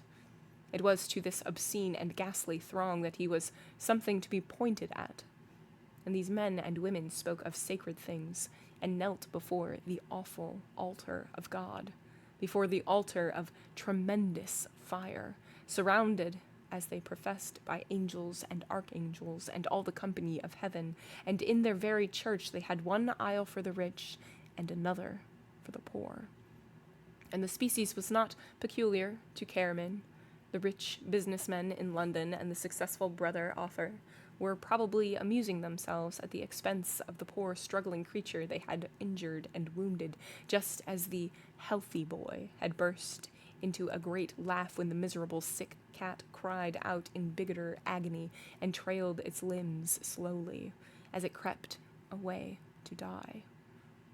Lucian looked into his own life and his own will. He saw that in spite of his follies and his want of success, he had not been consciously malignant. He had never deliberately aided in oppression or looked on it with enjoyment and approval, and he felt that when he lay dead beneath the earth, eaten by swarming worms, he would be in a purer company than now, when he lived amongst human creatures. And he was to call this loathsome beast, all sting and filth, brother. I had rather call the devils my brothers, he said in his heart. I would fare better in hell. Blood was in his eyes, and as he looked up, the sky seemed of blood, and the earth turned with fire. The sun was sinking low on the mountain when he set out on the way again. Burroughs, the doctor, coming home in his trap, met him a little lower on the road and gave him a friendly good night. "A long way round on this road, isn't it?" said the doctor. "As you have come so far, why don't you try the short cut across the fields? You will find it easily enough. Second stile on the left hand, and then go straight ahead." He thanked Dr. Burroughs and said he would try the shortcut, and Burroughs span on homeward. He was a gruff, honest bachelor, and often felt very sorry for the lad and wished he could help him. As he drove on, it suddenly occurred to him that Lucian had an awful look on his face, and he was sorry he had not asked him to jump in and to come to supper.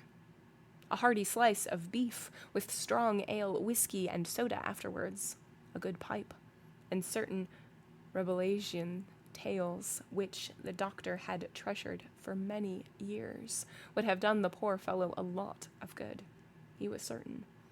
He half looked round on his seat and looked to see if Lucian were still in sight, but he had passed the corner, and the doctor drove on, shivering a little. The mists were beginning to rise from the wet banks of the river. Lucian trailed slowly along the road, keeping a look out for the stile the doctor had mentioned. It would be a little of an adventure, he thought, to find his way by an unknown track. He knew the direction in which his home lay, and he imagined he would not have much difficulty in crossing from one stile to another. The path led him up a steep, bare field when he was at the top. The town and the valley winding up to the north stretched before him. The river was stilled at the flood, and the yellow water reflecting the sunset glowed in its deep pools like dull brass. These burning pools, the level meadows fringed and shuddering reeds, the long, dark sweep of the forest on the hill were all clear and distinct, yet the light seemed to have clothed them with a new garment, even as voices from the street of Caermaen sounded strangely, mounting up thin with the smoke. There beneath him lay the huddled cluster of Caermaen, the ragged and uneven roofs that marked the winding and sordid streets, here and there a pointed gable rising above its meaner fellows. Beyond, he recognized the piled mounds that marked the circle of the amphitheater, and the dark edge of trees that grew where the Roman wall whitened and waxed old beneath the frosts and rains of 1800 years. Thin and strange mingled together. The voices came up to him on the hill. It was as if an outland race inhabited the ruined city and talked in a strange language of strange and terrible things. The sun had slid down the sky and hung quivering over the huge, dark dome of the mountain like a burnt sacrifice, and then suddenly vanished. In the afterglow, the clouds began to writhe and turn scarlet, and shone so strangely reflected in the pools of the snake-like river that one would have said the still waters stirred, the fleeting and changing of the clouds seeming to quicken the stream, as if it bubbled and sent up gouts of blood. But already about the town the darkness was forming. Fast the shadows crept upon it from the forest, and from all sides banks and wreaths of curling mist were gathering, as if a ghostly leaguer were being built up against the city and the strange race who lived in its streets. Suddenly, there burst out from the stillness the clear and piercing music, calling, recalling, iterated, reiterated, and ending with one long, high, fierce, shrill note with which the steep hills rang. Perhaps a boy in the school band was practicing on his bugle, but for Lucian, it was magic. For him, it was the note of the Roman trumpet, tuba mirum spargens sonum, filling all the hollow valley with its command, reverberated in dark places in the far forest, and resonant in the old graveyards without the walls. In his imagination, he saw the earthen gates of the tombs broken open, and the serried legion swarming to the eagles. Century by century they passed. They rose, dripping from the riverbed. They rose from the level. Their armor shone in the quiet orchard. They gathered in ranks and companies from the cemetery, and as the trumpet sounded, the hill fort above the town gave up its dead.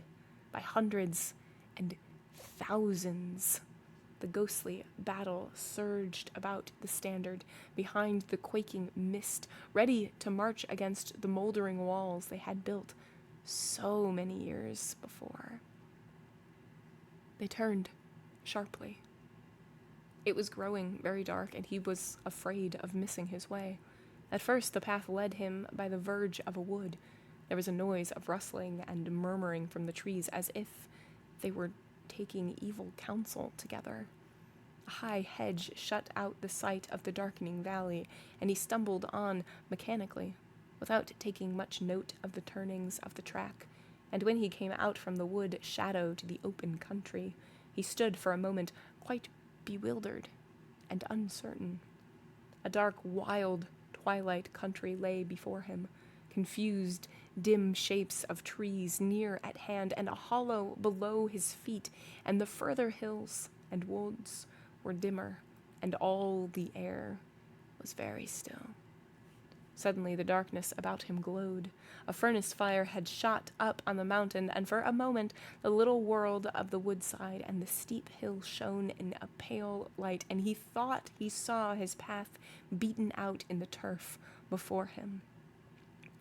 The great flame sank down to a red glint of fire, and it led him on down the ragged slope, his feet striking against ridges of ground and falling from beneath him at a sudden dip. The bramble bushes shot out long, prickly vines amongst which he was entangled, and lower he was held back by wet, bubbling earth. He had descended into a dark and shady valley, beset and tapestried with gloomy thickets. The weird wood noises were the only sounds, strange, unutterable mutterings, dismal, inarticulate. He pushed on in what he hoped was the right direction, stumbling from stile to gate, peering through mist and shadow, and still vainly seeking for any known landmark. Presently another sound broke upon the grim air. The murmur of water poured over stones, gurgling against the old misshapen roots of trees, and running clear in a deep channel. He passed into the chill breath of the brook, and almost fancied he heard two voices speaking in its murmur. There seemed a ceaseless utterance of words, an endless argument. With a mood of horror pressing on him, he listened to the noise of waters, and the wild fancy seized him that he was not deceived, that two unknown beings stood together there in the darkness and tried the balances of his life, and spoke his doom. The hour in the matted thicket rushed over the great bridge of years to his thought. He had sinned against the earth, and the earth trembled and shook for vengeance. He stayed still for a moment, quivering with fear, and at last went on blindly, no longer caring for the path, if only he might escape from the toils of that dismal, shuddering hollow. As he plunged through the hedges, the bristling thorns tore his face and hands. He fell amongst stinging nettles and was pricked as he beat out his way amidst the gorse. He raced headlong, his head over his shoulder through a windy wood, bare of undergrowth. There lay about the ground moldering stumps, the relics of trees that had thundered to their fall, crashing and tearing to earth long ago. And from these remains there flowed out a pale, thin radiance, filling the spaces of the sounding wood with a dream of light. He had lost all count of the track. He felt he had fled for hours, climbing and descending, and yet not advancing. It was as if he stood still and the shadows of the land went by in a vision. But at last, a hedge, high and straggling, rose before him, and as he broke through it, his feet slipped, and he fell headlong down a steep bank into a lane. He lay still, half-stunned, for a moment, and then rising unsteadily, he looked desperately into the darkness before him, uncertain and bewildered. In front, it was black as a midnight cellar, and he turned about and saw a glint in the distance as if a candle were flickering in a farmhouse window. He began to walk with trembling feet towards the light, when suddenly something pale started out from the shadows before him and seemed to swim and float down the air. He was going downhill, and he hastened onwards, and he could see the bars of a stile framed dimly against the sky, and the figure still advanced with that gliding motion. Then, as the road declined to the valley, the landmark he had been seeking appeared. To his right there surged up in the darkness the darker summit of the Roman fort, and the streaming fire of the great full moon glowed through the bars of the wizard oaks and made a halo shine about the hill. He was now quite close to the white appearance, and saw that it was only a woman walking swiftly down the lane. The floating movement was an effect due to the somber air and the moon's glamour. At the gate, where he had spent so many hours gazing at the fort, they walked foot to foot, and he saw it was Annie Morgan. "Good evening, Master Lucian," said the girl. "It's very dark, sir, indeed." "Good evening, Annie," he answered, calling her by her name for the first time, and he saw that she smiled with pleasure. "You are out late, aren't you?" "Yes, sir, but I've been taking a bit of supper to old Mrs. Gibson. She's been very poorly the last few days, and there's nobody to do anything for her." Then there were really people who helped one another. Kindness and pity were not mere myths, fictions of society as useful as dough and roe, and as non-existent. The thought struck Lucian with a shock. The evening's passion and delirium, the wild walk and physical fatigue had almost shattered him in body and mind. He was degenerate, decadent, and the rough rains and blustering winds of life, which a stronger man would have laughed at and enjoyed, were to him hailstorms and fire showers.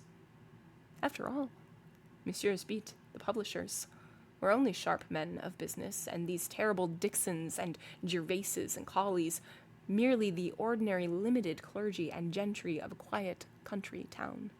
Sturdier sense would have dismissed Dixon as an old humbug, Stanley Gervais, Esquire J.P., as a bit of a bounder, and the ladies as rather a shoddy lot. But he was walking slowly now, in painful silence, his heavy, lagging feet striking against the loose stones. He was not thinking of the girl beside him. Only something seemed to swell and grow and swell within his heart. It was all the torture of his days, weary hopes and weary disappointment, scorn rankling and throbbing, and the thought, "I had rather call the devils my brother and live with them in hell." He choked and gasped for breath, and felt involuntary muscles working in his face and the impulses of a madman stirring him. He himself, in truth, the realization of the vision of Caermaen that night. A city with moldering walls beset by the ghostly legion. Life and the world and the laws of the sunlight had passed away, and the resurrection and kingdom of the dead began. The Celt assailed him. Becoming from the weird wood he called the world and his far-off ancestors the little people, crept out of their caves, muttering charms and incantations in hissing, inhuman speech. He was beleaguered by desires that had slept in his race for ages. I am afraid you are very tired, Master Lucian. Would you like me to give you my hand over this rough bit? He had stumbled against a great round stone and had nearly fallen. The woman's hand sought his in the darkness. As he felt the touch of the soft, warm flesh, he moaned, and a pang shot through his arm to his heart. He looked up and found he had only walked a few paces since Annie had spoken. He had thought they had wandered for hours together. The moon was just mounting above the oaks, and the halo round the dark hill brightened. He stopped short, and keeping his hold of Annie's hand, looked into her face. A hazy glory of moonlight shone round them, and lit up their eyes. He had not greatly altered since his boyhood. His face was pale olive in color, thin and oval. Marks of pain had gathered about the eyes, and his black hair was already stricken with gray. But the eager, curious gaze still remained, and what he saw before him lit up his sadness with a new fire. She stopped, too, and did not offer to draw away, but looked back with all her heart. They were alike in many ways. Her skin was also of that olive color, but her face was sweet as a beautiful summer night, and her black eyes showed no dimness, and the smile on the scarlet lips was like a flame when it brightens a dark and lonely land. You are sorely tired, Master Lucian. Let us sit down here, by the gate. It was Lucian who spoke next. My dear, my dear. And their lips were together again, and their arms locked together, each holding the other fast, and then the poor lad let his head sink down between his sweetheart's chest, and burst into a passion of weeping. The tears streamed down his face, and he shook with sobbing in the happiest moment he had ever lived. The woman bent over him and tried to comfort him, but his tears were his consolation and his triumph. Annie was whispering to him, her hand laid on his heart. She was whispering beautiful, wonderful words that soothed him as a song. He did not know what they meant. Annie, dear, dear Annie, what are you saying to me? I have never heard such beautiful words. Tell me, Annie, what do they mean? She laughed and said it was only nonsense that the nurses sang to the children. No, you are not to call me Master Lucian any more, he said when they parted. You must call me Lucian, and I worship you, my dear Annie. He fell down before her, embracing her knees, and adored as she allowed him, and confirmed his worship. He followed slowly after her, passing the path which led to her home with a longing glance. Nobody saw any difference in Lucian when he reached the rectory. He came in with his usual dreamy indifference, and told how he had lost his way by trying the shortcut. He said he had met Dr. Burrows on the road, and that he had recommended the path by the fields. Then, as dully as if he had been reading some story out of the newspaper, he gave his father the outlines of the beat case, producing the pretty little book called The Chorus in Green. The parson listened in amazement.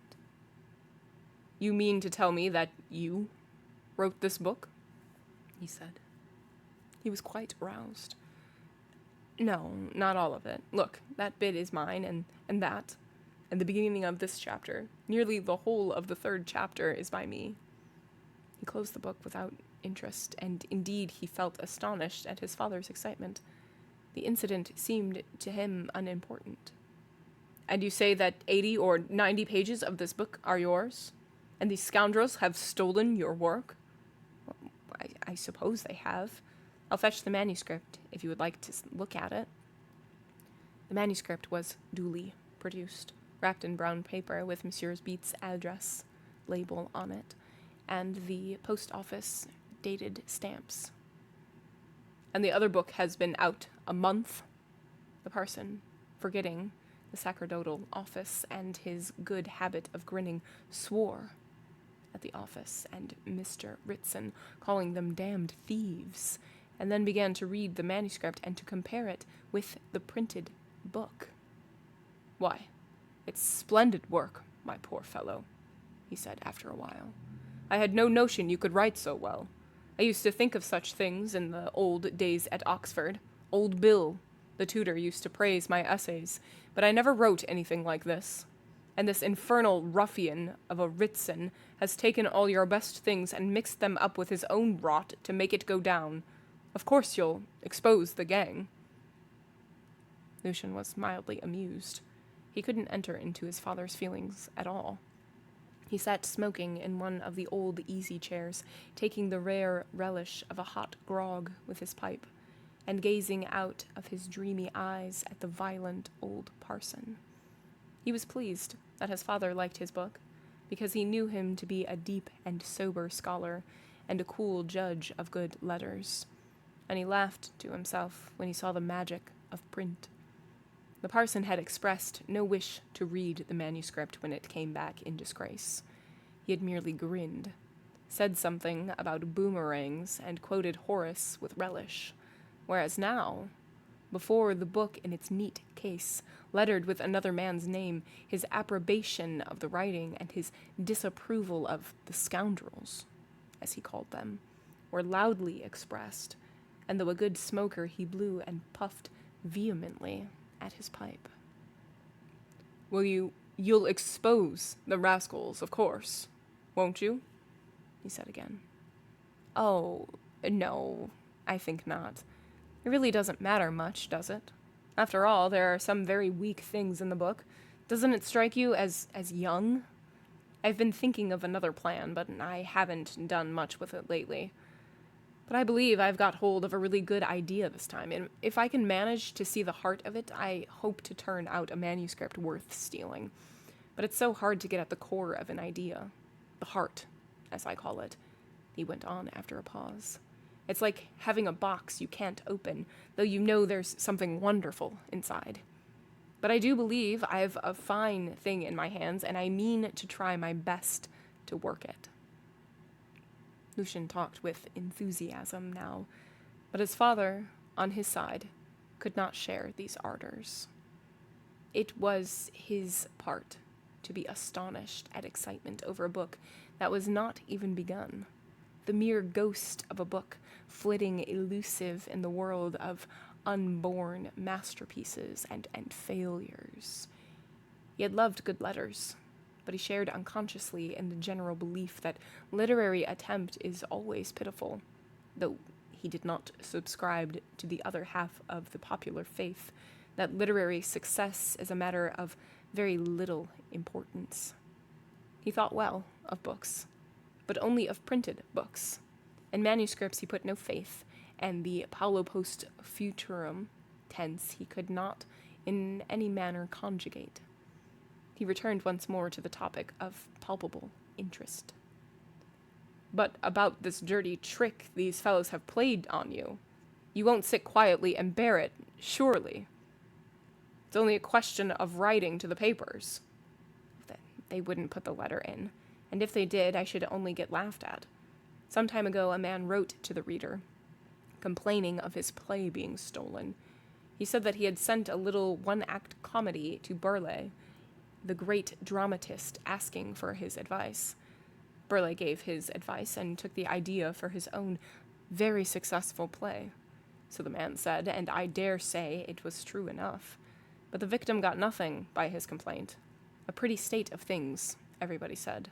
Here's a Mr. Thompson that no one has ever heard of, bothers Burleigh with his rubbish and then accuses him of petty larceny.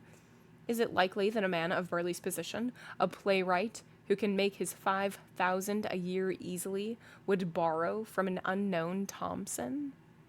I think it very likely indeed, Lucian went on, chuckling. But that was their verdict.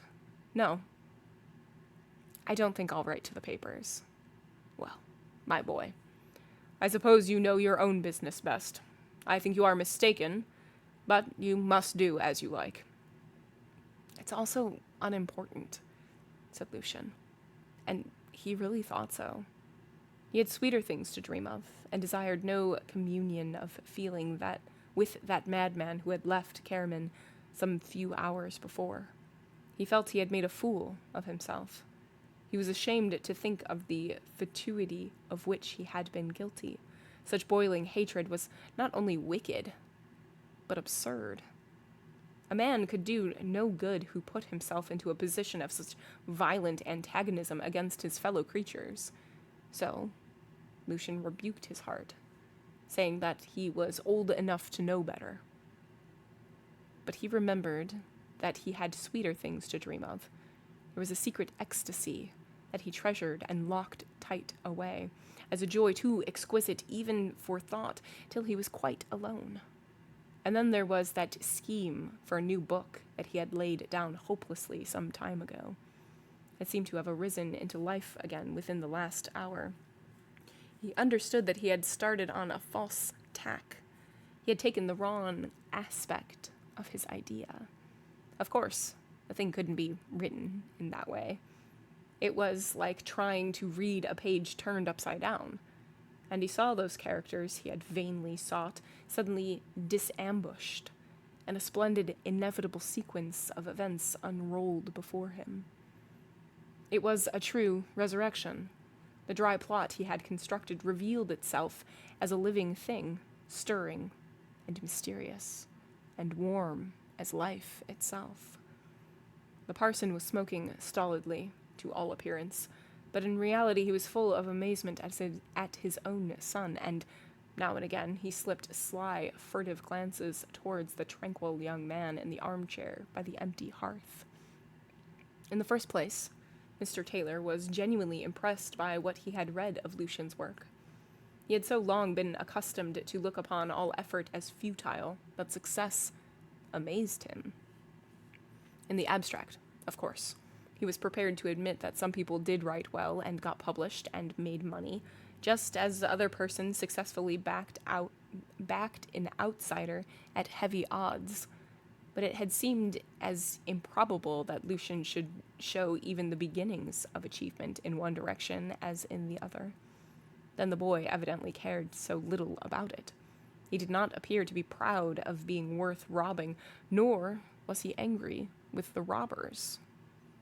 He sat back luxuriously in the disreputable old chair, drawing long, slow wreaths of smoke, tasting his whiskey from time to time, evidently well at ease with himself. The father saw him smile, and it suddenly dawned upon him that his son was very handsome. He had such kind, gentle eyes and a kind mouth, and his pale cheeks were flushed like a girl's. Mr. Taylor felt moved. What a harmless young fellow Lucian had been.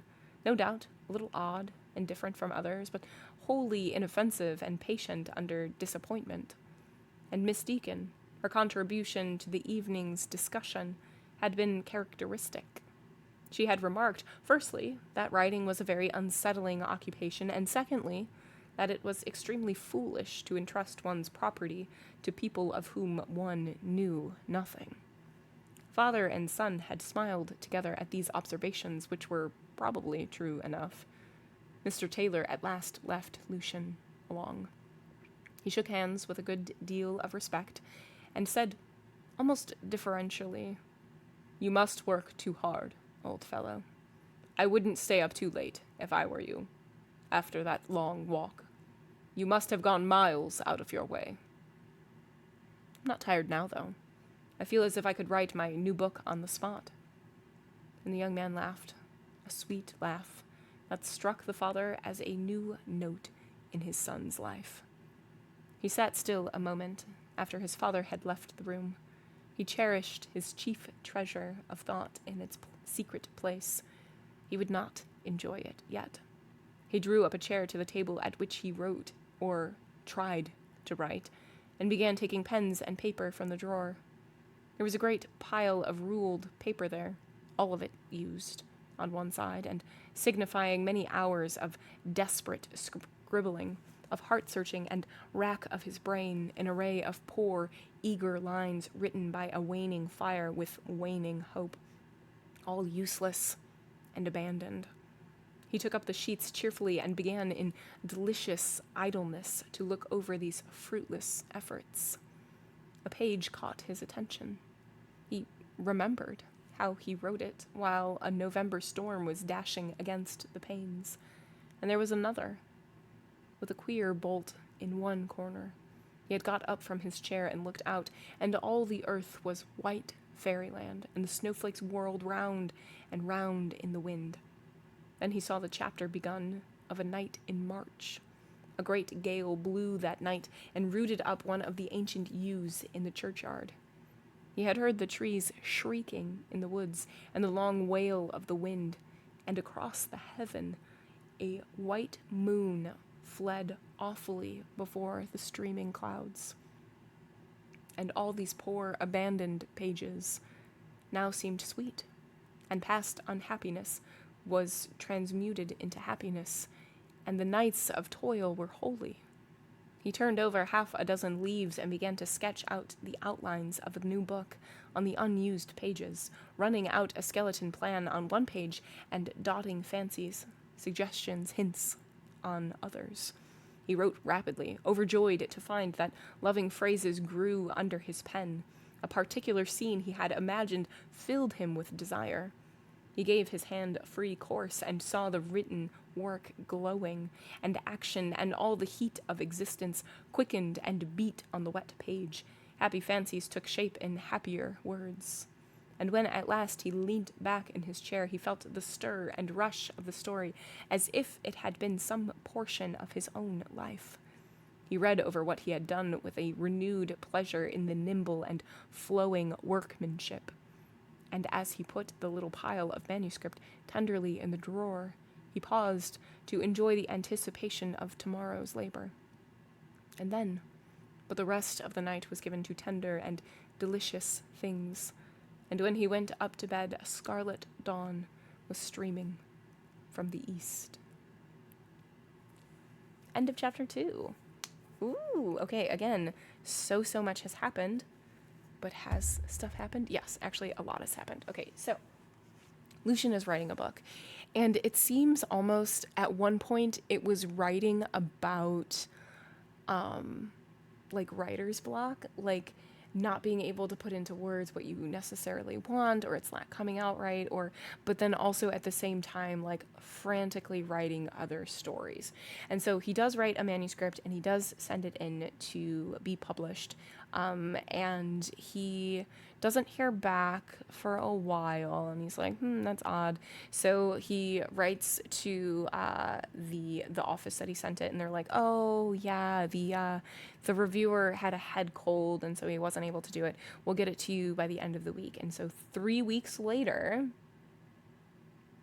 it was sent back, and it's basically like, this isn't what we want. And so Lucian reads through other books that have been published through this publisher, or like has gone through this office, and is just reading them, blah, blah, blah. And then he comes across this one book and it sounds familiar. And so he immediately orders it, and he gets it, and he picks it up from the post office himself. And on his walk, he stops and he reads it, and it's his manuscript. It's his words. The author added a bunch of like other things, but the bones of the story was Lucian's manuscript. And so he's like, a little not upset, but like, all right. type feel. But as he's like walking through this forest, he comes across the doctor. The doctor gives him the shortcut. He goes through this shortcut, but it's not really a shortcut. He walks so many more steps than if he had just gone his normal way. And he sees this phantom when really it's just sweet Annie Morgan. And he is like still trying to like recover from, you know, being so close to Annie, but also from having his work published under like somebody else's name and getting that person getting credit. And so he's like, woe is me. But also they like start making out, and then and then she like leaves him. He's like, you're no longer allowed to call me Master Lucian. You just have to call me Lucian. And she's like, okay. And so he goes home and he talks to his father and is like, yeah, like what I wrote was kind of stolen. And the dad was like outraged. He's like, what do you, like, this book sounds amazing. What are you talking about? He's like, yeah, like I sent in a manuscript and like my words are in this book. And so Lucian gets the manuscript, reads it to Papa, and Papa is like, wow, this is actually really good, and is impressed. And it has been so hard to impress Papa. He has seen it all, and so like nothing impresses him.